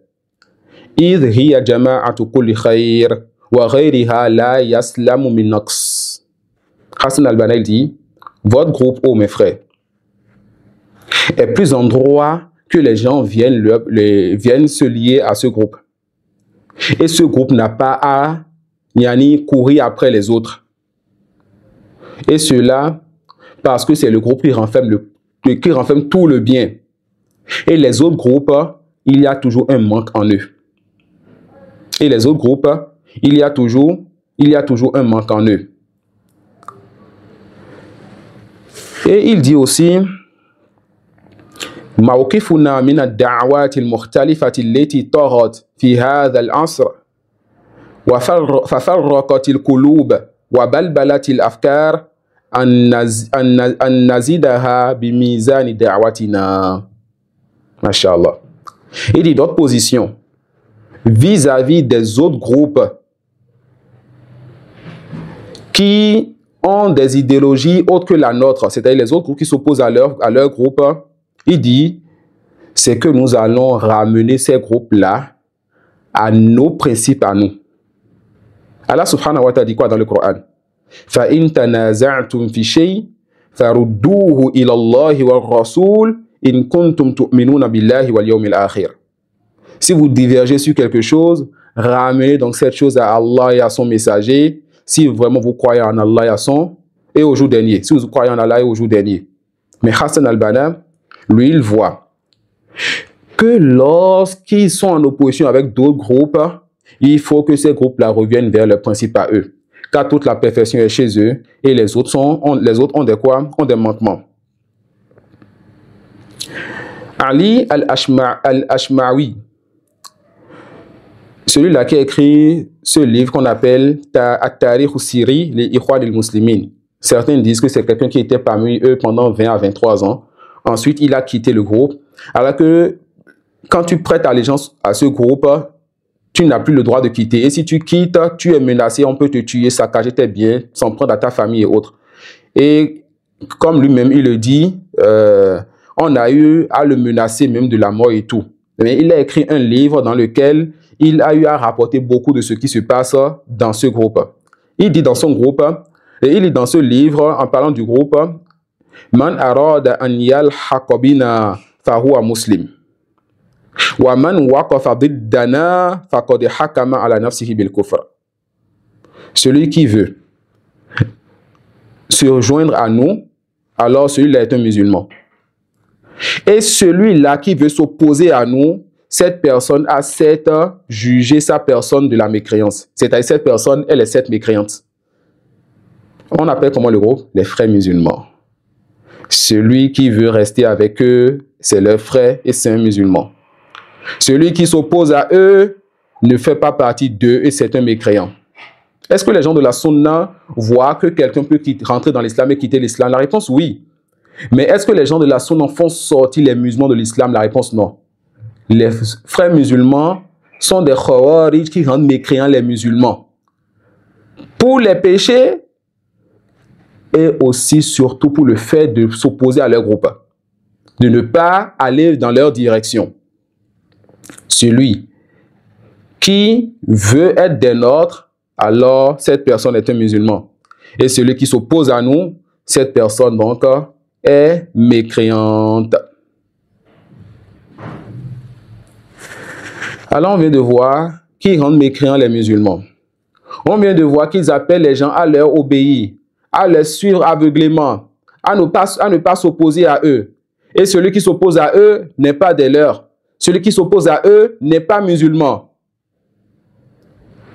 Et l'un de leurs principes aussi, et le principe le plus important chez eux, c'est le fait de vouloir être à la tête des pays musulmans.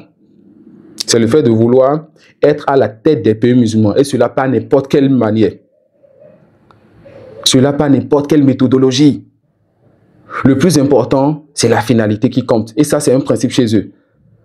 Ils peuvent tomber dans des choses interdites. Ils peuvent tuer. Ils peuvent faire du tort aux gens. Ils peuvent mentir et tricher. Et mentir, attaquer, fait partie aussi de leur principe. Le fait de cacher leur réalité dans certaines circonstances et dans certains pays et montrer le bien aux gens, parler de l'islam aux gens, être encore à l'étape de la da'wa. Et quand ils peuvent maintenant, ils vont sortir leurs griffes et maintenant mettre en pratique et commencer par y prendre les armes et aller vers le gouvernement. Donc le fait de cacher leur réalité fait partie de ce qui fait partie de leur particularité. Donc ils essaient de faire quoi? D'atteindre le trône. Ils essaient d'être à la tête du pays. Ils essaient d'être à la tête du pays. Et pour cela, ils ont besoin d'être un grand nombre, d'être nombreux. Alors pour être nombreux, ils vont alors appliquer une règle qu'ils ont pris de Mohamed Rashid Rida, qui lui appliquait cette règle-là afin de rester, mais de s'unir avec les Shia.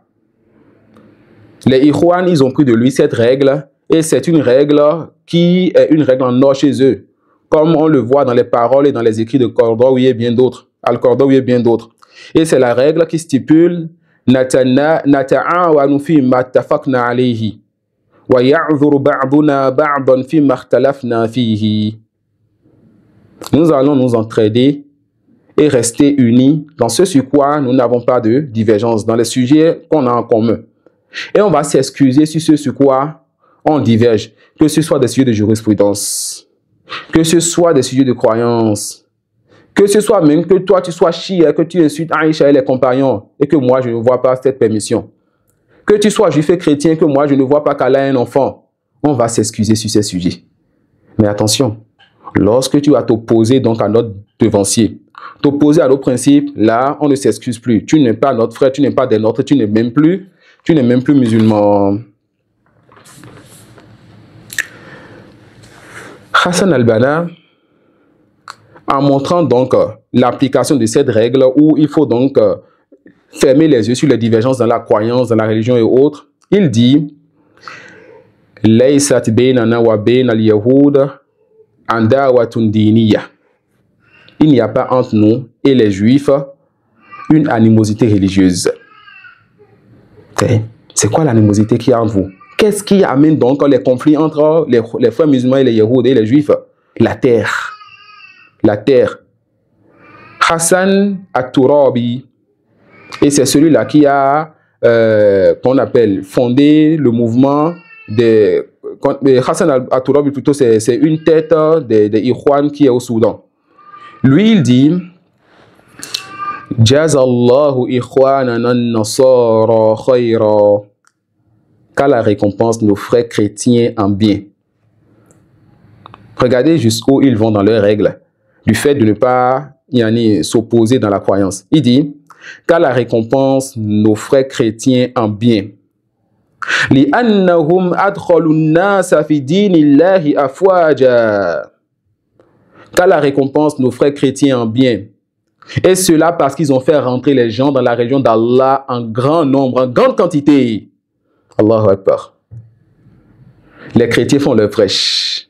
Appellent les gens à adorer le troisième de trois. Appellent les gens à donner, à attribuer un enfant à Allah subhanahu wa ta'ala, à insulter Allah.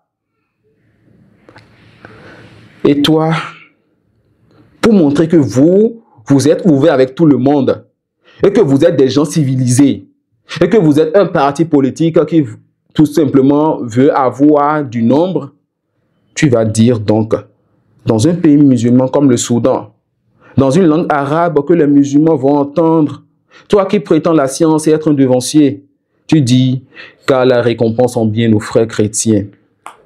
Ils ont fait rentrer les gens dans la religion d'Allah en grande quantité.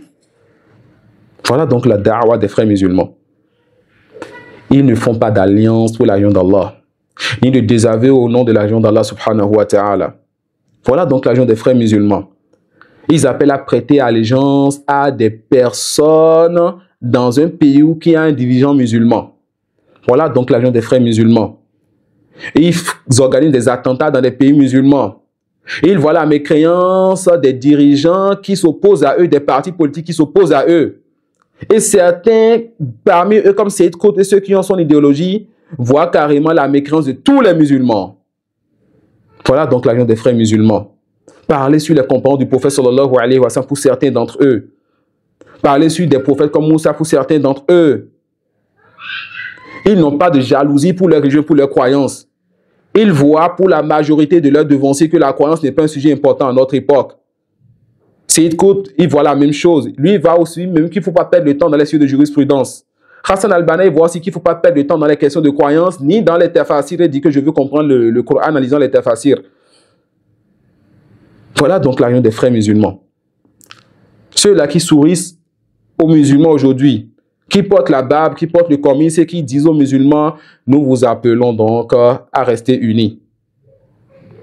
Pour toujours appliquer cette règle-là, afin de ne pas chercher la division et rester unis dans leur faux, ils vont chercher la facilité dans les avis des religieux, des savants. Lorsqu'un sujet vient, même si ce n'est pas un sujet de croyance, lorsqu'ils vont voir qu'une réponse, même si les preuves sont sur cette réponse et que la réponse elle est un peu dure et que ça va gêner celui qui a questionné, ils vont dire oui, mais les savants divergent. Et ça, on appelle ça comment? Tatabbu ar-rukhas wa tatabbu zallati al-ulama. Le fait que tu cherches donc dans un sujet qui est-ce qui a dit l'avis qui t'arrange. Le fait que tu cherches dans un sujet qui parmi les savants s'est trompé, tant que quelqu'un l'a dit, ça me va. Afin de donner cet avis-là aux gens et de les reposer. Et que cette personne-là ne sente pas de gêne lorsque tu lui parles d'un sujet religieux. Car ils ne veulent pas que les gens les délaissent à cause de sujets aussi simples que des sujets religieux. Eux, ils sont plus importants que cela. C'est quoi cela? Le fait donc de courir pour chercher à être à la tête du pays. Car pour eux, la réforme d'un pays musulman ne peut se faire que lorsqu'on est à la tête de ce pays. Qui parmi les prophètes, alayhimus salam, est venu avec cette da'wa? Est-ce que la da'wa des prophètes était basée sur le fait de chercher d'abord à s'asseoir à la tête du pays et de réformer les gens? Ou bien ils enseignaient ce qui réformait le cœur des gens? Et lorsque les cœurs étaient réformés par la bonne croyance, les gens étaient dans une bonne direction, avaient de bons comportements, de bonnes paroles, et leur famille, ça allait, le quartier, ça allait, petit à petit, jusqu'à ce qu'on ait un pays qui était sur la voie droite. Voilà de façon générale ce à quoi appelle donc ce groupe-là. Ils n'avaient aucune jalousie pour leur religion. Ils ne s'opposaient pas à ceux-là qui avaient, n'est-ce pas, des erreurs dans la religion. Ceux-là qui disaient des choses néfastes sur la religion. Vous allez les voir, ils vous diront qu'ils veulent faire les causes afin que lorsqu'ils seront à la tête du pays, la loi d'Allah soit appliquée. C'est ce qu'ils disent lorsqu'ils sont encore à l'étape de da'wa, qu'il faut que la loi d'Allah soit appliquée. que le dirigeant là, il y a le riba dans le pays, que le dirigeant là, il y a le péché, il y a l'alcool, il y a les buvettes et autres dans le pays. On aimerait nous changer tout ceci. Ensuite, lorsqu'Allah les éprouve et Allah éprouve le pays dans lequel ils sont, par le fait que l'un d'entre eux devient dirigeant, ou bien que leur groupe va donc à la tête du pays, ils changent de discours. Là maintenant, avant qu'ils puissent être à la tête du pays, ils veulent que la loi d'Allah soit appliquée. Et lorsqu'ils sont à la tête du pays, ils vont dire, ah, mes frères, vous savez, on ne peut pas changer les choses du jour au lendemain. Hier, vous étiez en train de parler sur l'autre dirigeant parce que il lambine, parce qu'il ne change rien. Et quand vous venez, vous dites, un, on ne peut pas changer les choses du jour au lendemain. Deux, vous dites, c'est la démocratie qu'on veut. La da'wa des frères musulmans, c'est le fait de dire, on veut secourir l'islam avant d'être à la tête du pays. Et lorsqu'ils sont à la tête du pays, ils disent, c'est la démocratie que nous on veut. On veut que les citoyens, que le peuple eux-mêmes, ils puissent avoir le choix, qu'ils puissent faire ce qu'ils veulent, qu'ils puissent faire ce qu'ils veulent. Et dans ce sens, on a la parole de Al-Qaradawi qui dit Ad-Dimokratiyya hiya ruhul Islam, qui dit que la démocratie, c'est ça l'essence même, le principal même, l'âme de l'islam.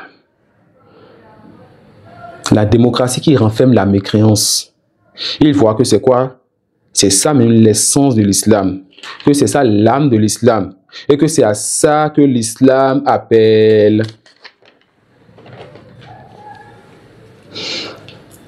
Parmi les choses qu'on leur reproche aussi, le fait que plusieurs sangs coulent à cause de ce groupe. Le fait que plusieurs sangs coulent à cause de ce groupe. Et ça, on l'a déjà dit.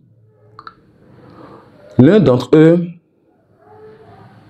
lorsque les événements se sont produits en Syrie, l'un d'entre eux qui n'a pas senti de gêne pour les innocents qui sont morts, va dire que le jugement d'Allah, ou bien que l'État islamique, ou bien que la réforme ne peut se faire qu'avec qu'on appelle des morts. Alors il va dire cette parole-là qui est restée dans l'histoire. Il va dire Faliyamut millionain mina souriyin. Et c'est une parole qui a été enregistrée et qui est disponible sur YouTube. Que 2 millions parmi les Syriens meurent donc, tant qu'eux, ils ont obtenu ce qu'ils veulent. C'est quoi ce qu'ils veulent? Le fait que l'un d'entre eux s'asseye à la tête du pays et qui célèbre donc cela. S'il n'y a pas de problème, que 2 millions donc parmi les Syriens meurent, tant que nous avons atteint notre objectif, alors il n'y a plus de problème.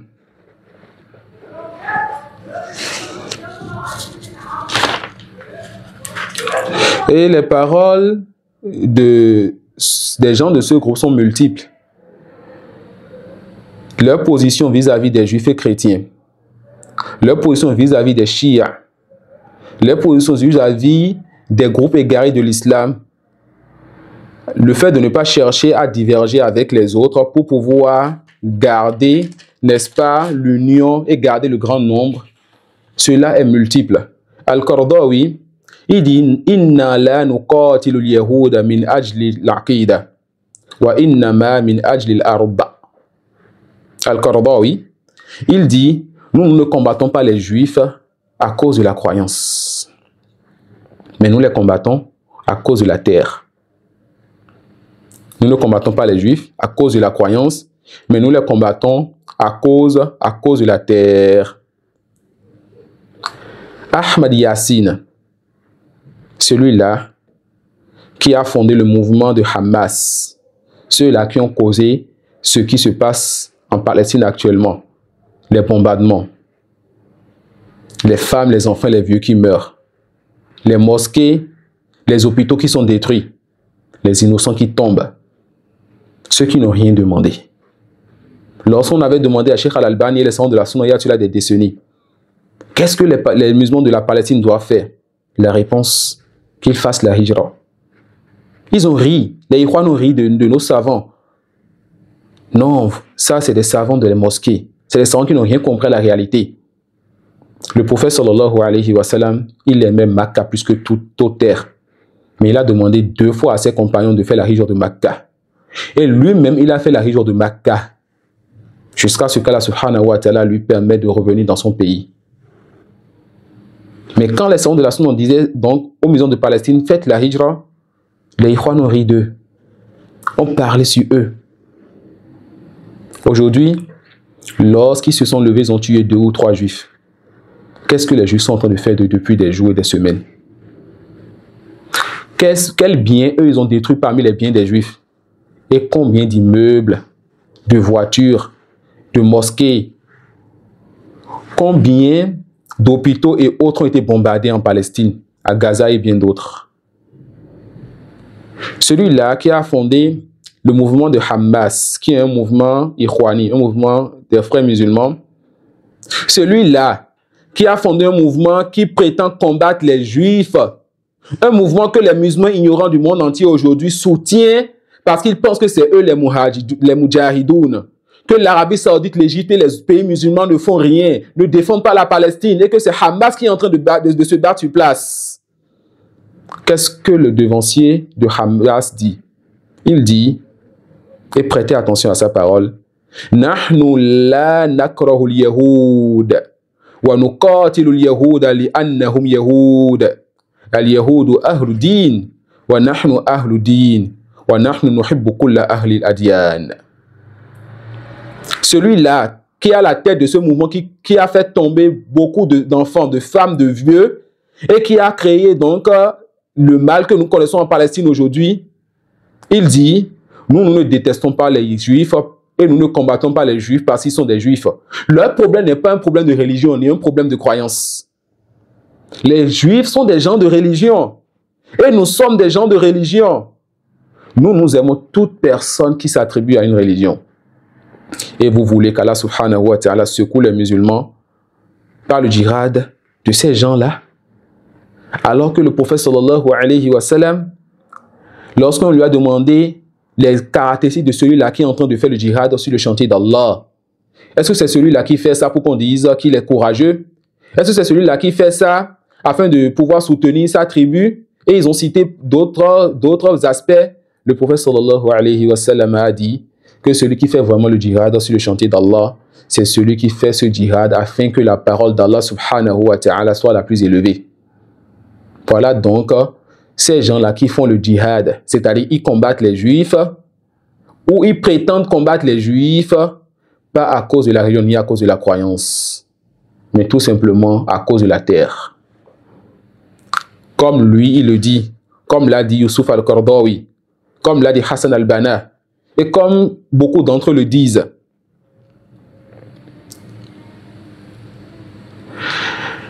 As-Sibai, qui est aussi l'une des personnalités des Ikhwan, il dit فَلَيْسَ الْإِسْلَامُ دِينًا مُعَادِيًا لِلنَّصْرَانِيَّةِ بَلْ هُوَ مُعْتَرِفٌ بِهَا مُقَدِّسٌ لَهَا وَالْإِسْلَامُ لَا يُفَرِّقُ بَيْنَ مُسْلِمٍ وَمَسِيحِيٍّ وَلَا يُعْطِي لِلْمُسْلِمِ حَقًّا فِي الدَّوْلَةِ أَكْثَرَ مِنَ الْمَسِيحِ.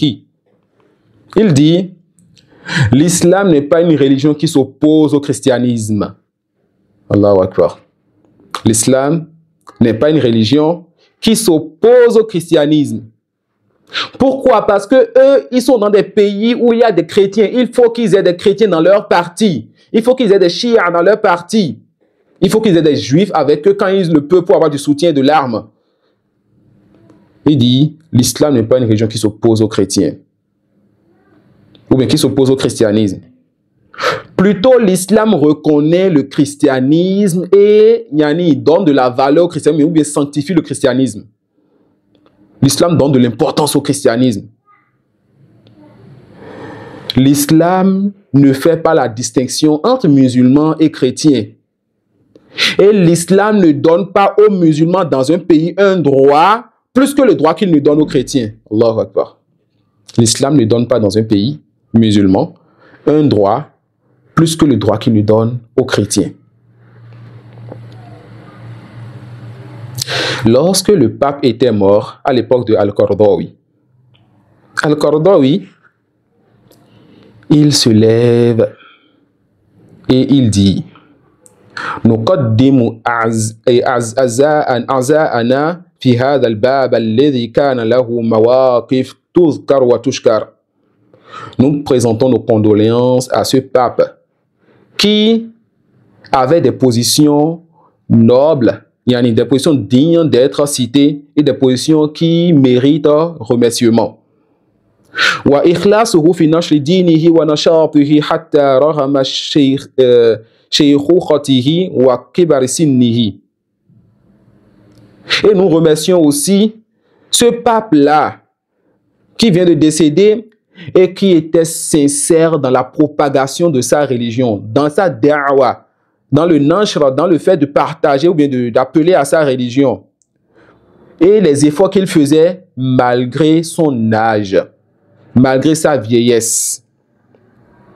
وكان مخلصا لدينه ونشاطا من أعظم النشطاء في نشر دعوته والإيمان برسالته وكان له مواقف سياسية تسجل له. Et ce pape-là qui vient de décéder, il était sincère dans sa religion. Il avait beaucoup d'efforts et de grands efforts. Il faisait partie des gens les plus courageux dans la propagation de son prêche, dans son prêche et dans la croyance à son message. Et il avait des positions politiques nobles. Il avait des positions politiques nobles. Il dit et on lui retient ses positions parmi ses bonnes actions. La nastati'u illa an nad'u Allah ta'ala an yarhamahu. Allahu Akbar. Le prophète Mohammed sallallahu alayhi wa sallam a demandé la permission à son Seigneur pour visiter la tombe de sa mère. Allah a accepté. Ensuite, il a demandé la permission pour invoquer pour sa mère. Allah a refusé. Le prophète Ibrahim alayhi salam a demandé pardon pour son père. Allah lui a interdit cela.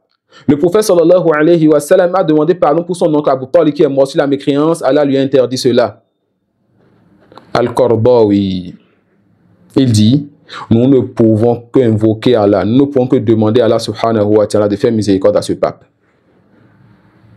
Nous ne pouvons demander qu'Allah subhanahu wa ta'ala fasse miséricorde à ce pape. Voilà donc de façon générale cet appel qui est basé sur l'ignorance. Cet appel qui est basé sur les assassinats, sur des objectifs politiques, sur le fait de rendre mécréants des musulmans tout simplement parce qu'ils s'opposent à vous, sur le fait de rendre mécréants tout un gouvernement ou bien tous les musulmans du monde entier parce qu'ils ne sont pas de votre parti, parce qu'ils ne sont pas de votre parti. Allah subhanahu wa ta'ala dit Hadhihi sabili, ceci est ma voie. Ad'u ila Allahi ala basiratin ana wa man ittaba'ani. J'appelle à Allah avec les voyances, moi ainsi que ceux qui m'ont suivi. Wa subhanallahi wa ma ana minal mushrikin. Et gloire à Allah, je ne fais pas partie des polythéistes. Ce verset réfute la méthodologie et la croyance des frères musulmans. Le prophète sallallahu alayhi wa sallam appelait Allah avec les voyances, donc avec science. Les Ikhwan ont basé leur religion avec un regroupement d'employés, de menuisiers et de plombiers. Et un devancier qui n'avait aucune relation avec la science islamique. Et ils éloignent les gens de la jurisprudence, ils éloignent les gens du tafsir. Alors, une da'wa qui est basée sur la science, et même leur da'wa était une prétention car ils avaient un autre objectif. Dans ce verset, Allah subhanahu wa ta'ala dit au prophète sallallahu alayhi wa sallam de déclarer qu'il ne fait pas partie des polythéistes. Eux, ils s'asseyaient avec les polythéistes. Ils disaient qu'Allah les fasse miséricorde après leur mort. Ils disaient qu'ils n'ont pas de problème avec les polythéistes juifs et chrétiens dans la religion, dans la croyance. Ils disaient quoi? Qu'ils n'ont pas de problème avec les chrétiens dans leur religion et dans leur croyance. Quant au fait qu'ils éloignent les gens de la science, c'est que lui, il dit par rapport à la jurisprudence, Amal ishtiralu bil fiqhil an ala dhalika nahwi bi بوصفه علما للإسلام في هذه الفترة فأحسب والله أعلم أنهم مضيعة للعمر وللأجر أيضا. Il dit, quant au fait de s'occuper de la jurisprudence aujourd'hui, c'est quoi les types d'eau qui permettent de faire l'ablution? Comment faire l'ablution? Qu'est-ce qui annule l'ablution? Comment prier? Qu'est-ce qui annule la prière? Comment faire le hajj? Comment donner la zakat quand tu as les moyens? Il dit que ces sujets-là, il trouve que le fait de donner de l'importance à ces sujets aujourd'hui, Allah est plus savant, mais que lui, il pense que cela est une perte de temps et une perte de récompense. Le temps doit être mis dans autre chose et la récompense se trouve ailleurs, dans le djihad, dans le fait de chercher à faire descendre le dirigeant musulman et de prendre sa place. De chercher à faire descendre le dirigeant musulman et de prendre sa place. L'un d'entre eux qui n'a aucune honte dans sa religion va même jusqu'à dire Ana afhamul islam akthar min Omar ibn al-Khattab. Moi, je comprends l'islam encore mieux que Omar ibn al-Khattab. Il va dire, parce que Omar, il est né de parents non musulmans et il est devenu musulman quand il a grandi. Alors que lui est né de parents musulmans et il a accepté l'islam depuis qu'il était enfant. Un autre va dire à un chiite, mon frère. Il appelle le chiite mon frère. Quelqu'un qui insulte Aïcha, qui insulte les compagnons du prophète sallallahu alayhi wa sallam, qui voit que le Coran qu'on a, c'est un Coran qui n'est pas valide et que le vrai Coran, ce n'est pas ça qu'on a. Qui voit que c'est Ali qui devait être le prophète, que Djibril s'était trompé en allant vers le prophète sallallahu alayhi wa sallam. Ou qui voit que Ali devait être une divinité, mais est une divinité. Voilà donc un Ikhwani qui va dire à un chiite, mon frère, si tu veux parler sur Aïcha et l'insulter, alors ne l'insulte pas devant moi. Afin de ne pas, parce que lui, il se veut de la sunna, selon lui. Une sunna sans jalousie. Ne l'insulte pas devant moi, mais que ce soit entre toi et elle, dis ce que tu veux d'elle. Tout cela pourquoi? Nous n'allons pas diverger. On veut rester unis. On ne veut pas se contredire. On ne veut pas se battre. On ne veut pas se battre. Et l'assise a été un peu longue. On a cité certaines de leurs paroles, certaines des choses qu'on leur reproche. Et il y a encore beaucoup de choses qu'on peut dire donc, sur ce groupe. Qu'on peut dire sur chaque personne de ce groupe. Des choses suffisantes pour le douer de raison afin de se détourner d'eux, de prendre garde à eux. Et lorsqu'on lui dit, un tel est Ikhwani, il a dit ceci, il dit cela, il prend telle position, ou bien il marche avec les Ikhwan, ou bien il suit tel parmi les imams et les devanciers Ikhwani, etc. Que ce musulman prenne garde, ait peur, car il a compris la réalité de ce groupe. Cheikh Mohammed ibn Uthaymin, rahimahullah ta'ala, et vous avez compris dans cette assise que les Ikhwan, ils acceptaient toutes les croyances autour d'eux. Le Ta'atil et bien d'autres. Ils acceptaient les chiites avec eux, ils acceptaient même les groupes déviés comme les chrétiens ou autres avec eux. Cheikh Mohammed ibn Uthaymin dit Wallahi, ma na'rifu anil ikhwani al-muslimina ma hi aqidatuhum wa saddaqa rabbil Kaaba. Il dit Wallahi, nous ne connaissons pas c'est quoi la vraie croyance des ikhwan al-muslimin. Vu qu'ils acceptent tout. Tu as une croyance, c'est pas ça notre problème. Viens, bismillah. Nous, on veut juste être un grand nombre. On veut la politique. Mais quand on est devant les musulmans, Allah, il faut que le jugement d'Allah soit le jugement du pays. Le dirigeant là, il fait ceci, il fait cela. Et l'une de leurs méthodologies pour pouvoir se rapprocher du gouvernement, les muzaharat, les marches, les révoltes, faire sortir les enfants, faire sortir les jeunes pour qu'ils s'opposent au gouvernement. Et celui qui est en Égypte aussi remarque cela. Chaque fois qu'il y a un sujet qui peut créer un peu de trouble, vous allez voir que la police et l'armée est presque partout devant les universités et établissements. Car le groupe est né dans ce pays, ils ont eu à expérimenter ce groupe dans ce pays, ils ont connu comment, leur stratégie, comment ils opèrent. Et lorsqu'ils voient certaines périodes, très vite, vous voyez les établissements et certains lieux où les jeunes peuvent se rassembler, être bloqués. Voilà pourquoi ce pays les a beaucoup balayés, de sorte même que quand je préparais cette assise, j'avais besoin d'un livre, et ce livre-là, je ne trouvais pas ça dans le pays. Et c'est l'un des frères par lesquels je passe pour chercher certains livres qui sont un peu rares, qui m'a carrément dit qu'ils ont balayé les livres des Ikhwan de ce pays, alhamdoulilah. Et l'Arabie Saoudite aussi est en train de faire de grands efforts pour les combattre. Jazakumullahu khayran. Cheikh Al-Albani, rahimahullah ta'ala, il dit Laysa sawaban an yuqala inna al-ikhwan al-muslimin hum min ahli sunnati li'annahum yuharibuna as-sunnah. Cheikh Al-Albani, il dit il n'est pas correct de dire que le groupe des frères musulmans font partir des gens de la sunna, et cela parce qu'ils contredisent la sunna.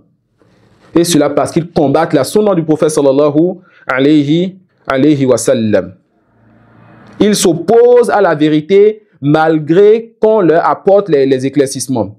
Ils s'opposent à la vérité malgré que les prêcheurs, les savants mettent en garde contre les apportent les preuves ou autres.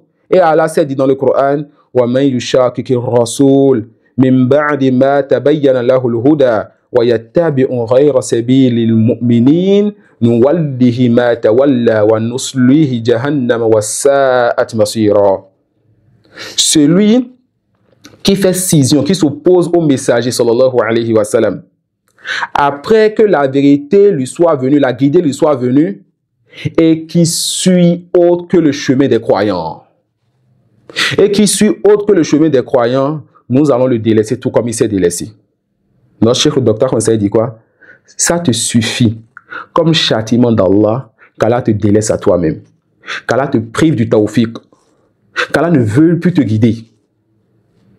Nous allons le délaisser tout comme il s'est délaissé, et cette personne sera précipitée dans le feu de l'enfer. Et quelle mauvaise destination. Les Ikhwan voient que c'est seulement leur groupe à eux qu'il faut suivre, et que c'est à eux qu'il faut prêter allégeance. Et quand on dit prêter allégeance, leur allégeance se prête en posant la main sur le mushaf, le Coran, et sur un pistolet. Lorsqu'ils veulent prêter allégeance, ils vont poser la main sur le mushaf et sur un pistolet. Et leur da'wa est regroupée donc de ces deux choses. Le fait donc de prétendre appeler à l'islam. Et même les savants de Azra ont eu à mettre en garde contre eux, subhanallah. Même des savants à Azra ici ont eu à mettre en garde contre eux. Et cela bien avant même beaucoup de nos savants qu'on connaît. Lorsqu'ils ont eu à sortir des décrets et des tests pour dire que le groupe des frères musulmans parle au nom de l'islam afin d'attirer les jeunes vers eux. Que le groupe des frères musulmans parle au nom de l'islam afin d'attirer les jeunes vers eux. Et quand ils voient maintenant qu'ils ont atteint un certain nombre, ils sont prêts à menacer ceux qui sont parmi eux qui ne veulent pas leur obéir. Ils sont prêts à menacer ceux qui sont des leurs et qui ne veulent pas obéir. Ils vont commencer par motiver les jeunes pour sortir contre les dirigeants, pour faire des marches, des révoltes, lancer des pierres lorsque le gouvernement son armée qui va garder des armes et des chars. Quand ils ont la possibilité, ils vont bombarder des mosquées, bombarder des commissariats ou autres. Ils ont même voulu nuire à la maison d'Allah, la Kaaba. Ils ont bombardé des mosquées en Arabie Saoudite. Ce n'est pas seulement en Égypte ici qu'ils ont fait du mal. Ne laissez pas les frères musulmans, avoir la main dans votre pays. C'est le début d'un mal terrible. Ne laissez pas les frères. Lorsqu'on vous dit prêtez attention, un tel marche avec les frères musulmans, un tel fait partie des frères musulmans, prêtez attention donc à ces gens-là. Et donnez de l'importance à la science, car nous aujourd'hui dans des pays comme le Bénin ou des pays non musulmans, nous ne pouvons les combattre et les repousser qu'avec la science, en enseignant la vérité aux gens et en enseignant leur réalité aux gens, afin que leur mal diminue, afin que ceux-là qui ne savent pas parmi eux reviennent. Mais si la science est négligée et qu'un tel groupe prend le dessus dans un pays, c'est les biens qui sont saccagés. C'est les enfants, les femmes et les vieux qui tombent. C'est des bombardements. C'est des meurtres. Mais eux qui ont créé cela, avant même que le premier sang ne coule, ils ont déjà leur visa, ils sont en Europe. En Angleterre comme ils l'aiment bien. Et dans d'autres pays européens. Ils vont fuir avec leurs enfants et autres. Et il y en a parmi l'enfant de l'un d'entre eux qui a eu à parler sur son père lorsque son père motive les gens pour aller sortir dans la rue. Mais l'enfant dit que même toi, papa, ou bien que même mon père, lui, ne sort pas. Ou bien que le père ne permet pas à ses enfants à eux-mêmes de sortir. Mais ils permettent aux enfants des musulmans, des innocents de sortir, de se révolter. Prêtez donc attention à ces choses et prenez garde à eux. Cheikh Abdul Mohsin Al-Badr, Hafizahullah Ta'ala, ce noble savant qui s'est assis pendant des dizaines d'années dans la mosquée du prophète sallallahu alayhi wa sallam pour enseigner la science prophétique et qui a fini plusieurs fois Kutubu Sitta dans cette noble mosquée, il dit wa amma abrazu ahdafi hadhihi al-firqati fa huwa al-wusul ila suddati al-hukmi fi al-bilad al-islamiyya lidhalika yabdhulu qa'idatuha al-ghali wal-nafis fi sabili hadha al-hadaf ولو وصل الأمر إلى الانحراف عن الصراط المستقيم عقيدة ومنهجا. Le cheikh dit, Hafizahullah, que le but le plus important de ce groupe-là, c'est le fait d'atteindre le gouvernement, le fait d'être au gouvernement. Il dit le fait d'être à la tête du gouvernement dans les pays musulmans. Et pour cela, ils sont prêts à faire le plus d'efforts et dépenser tout ce qu'ils peuvent afin d'atteindre ce but-là. Même si cela va les amener à des déviances ou bien à s'égarer dans leurs croyances ou bien dans leur méthodologie. Et on va finir sur cette parole, Inch'Allah, la part de Cheikh Salih Al-Sheikh, qui dit, Hafizahullah Ta'ala, Amma jama'atul ikhwan al-muslimin, fa'inna min abrazi mazahiri da'wati indahum at-takattum wal-khafa وتلون والتقرب إلى من يظنون أنه سينفعهم وعدم إظهار حقيقة أمرهم. Le cheikh dit Hafizahullah Ta'ala que parmi les choses qui sont particulières au groupe des frères musulmans dans leur prêche, dans leur prédication, le fait de se cacher ou de cacher leur réalité aux gens. De cacher leur projet, leur but aux gens, les stratégies, ceux qui sont prêts à faire pour atteindre leur but. Le fait d'être, le talawoun, le fait de changer en fonction du milieu. Le fait d'être selon ce que le milieu veut d'eux, selon ce que les gens veulent d'eux, afin de pouvoir attirer les gens vers leur position. Et le fait de se rapprocher de certaines personnes qu'ils voient qu'ils peuvent les aider à atteindre leur but. Donc, parmi les choses aussi qui sont particulières à ce groupe, le fait de se cacher et de ne pas montrer leur réalité. D'accord? Et les savants citent, lorsqu'ils les réfutent, qu'ils font aussi at-taqiyya, comme les chiites le font. Et at-taqiyya, c'est le fait que tu permettes le mensonge pour pouvoir atteindre l'objectif. Le plus important, c'est la finalité, pas le moyen qui est utilisé. Et ça, c'est une règle qui est erronée et qui n'a pas de fondement en religion.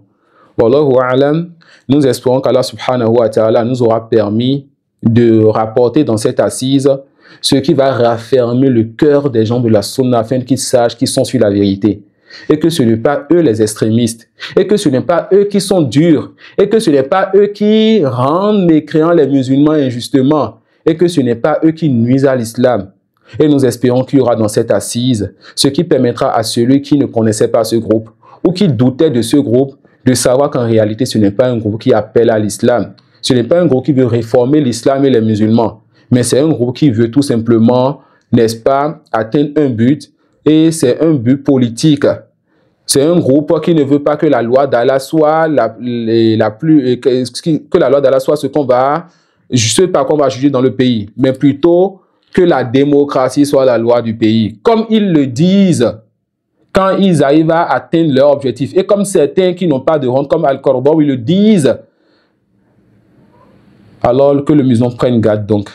Que le musulman cherche à apprendre sa religion. S'accrocher donc à sa religion. Que le musulman cherche à connaître la sunna de son prophète sallallahu alayhi wa sallam et s'accrocher à cela. Et à connaître tout ce qui s'oppose donc à la sunna du prophète sallallahu alayhi wa sallam. Car c'est par cela que nous allons réussir à rester fermes dans cette religion. Ya muqallib al-qulub, thabbit qulubana ala dinik. Oh, toi qui détournes les cœurs, raffermis donc notre cœur sur ta religion. Inch'Allah, s'il y a des questions, nous allons prendre une ou deux questions. Inch'Allah, wa jazakumullahu khairan. Wallahu alam wa subhanaka wa bihamdik. Ashhadu an la ilaha illa anta astaghfiruka wa atubu ilayk.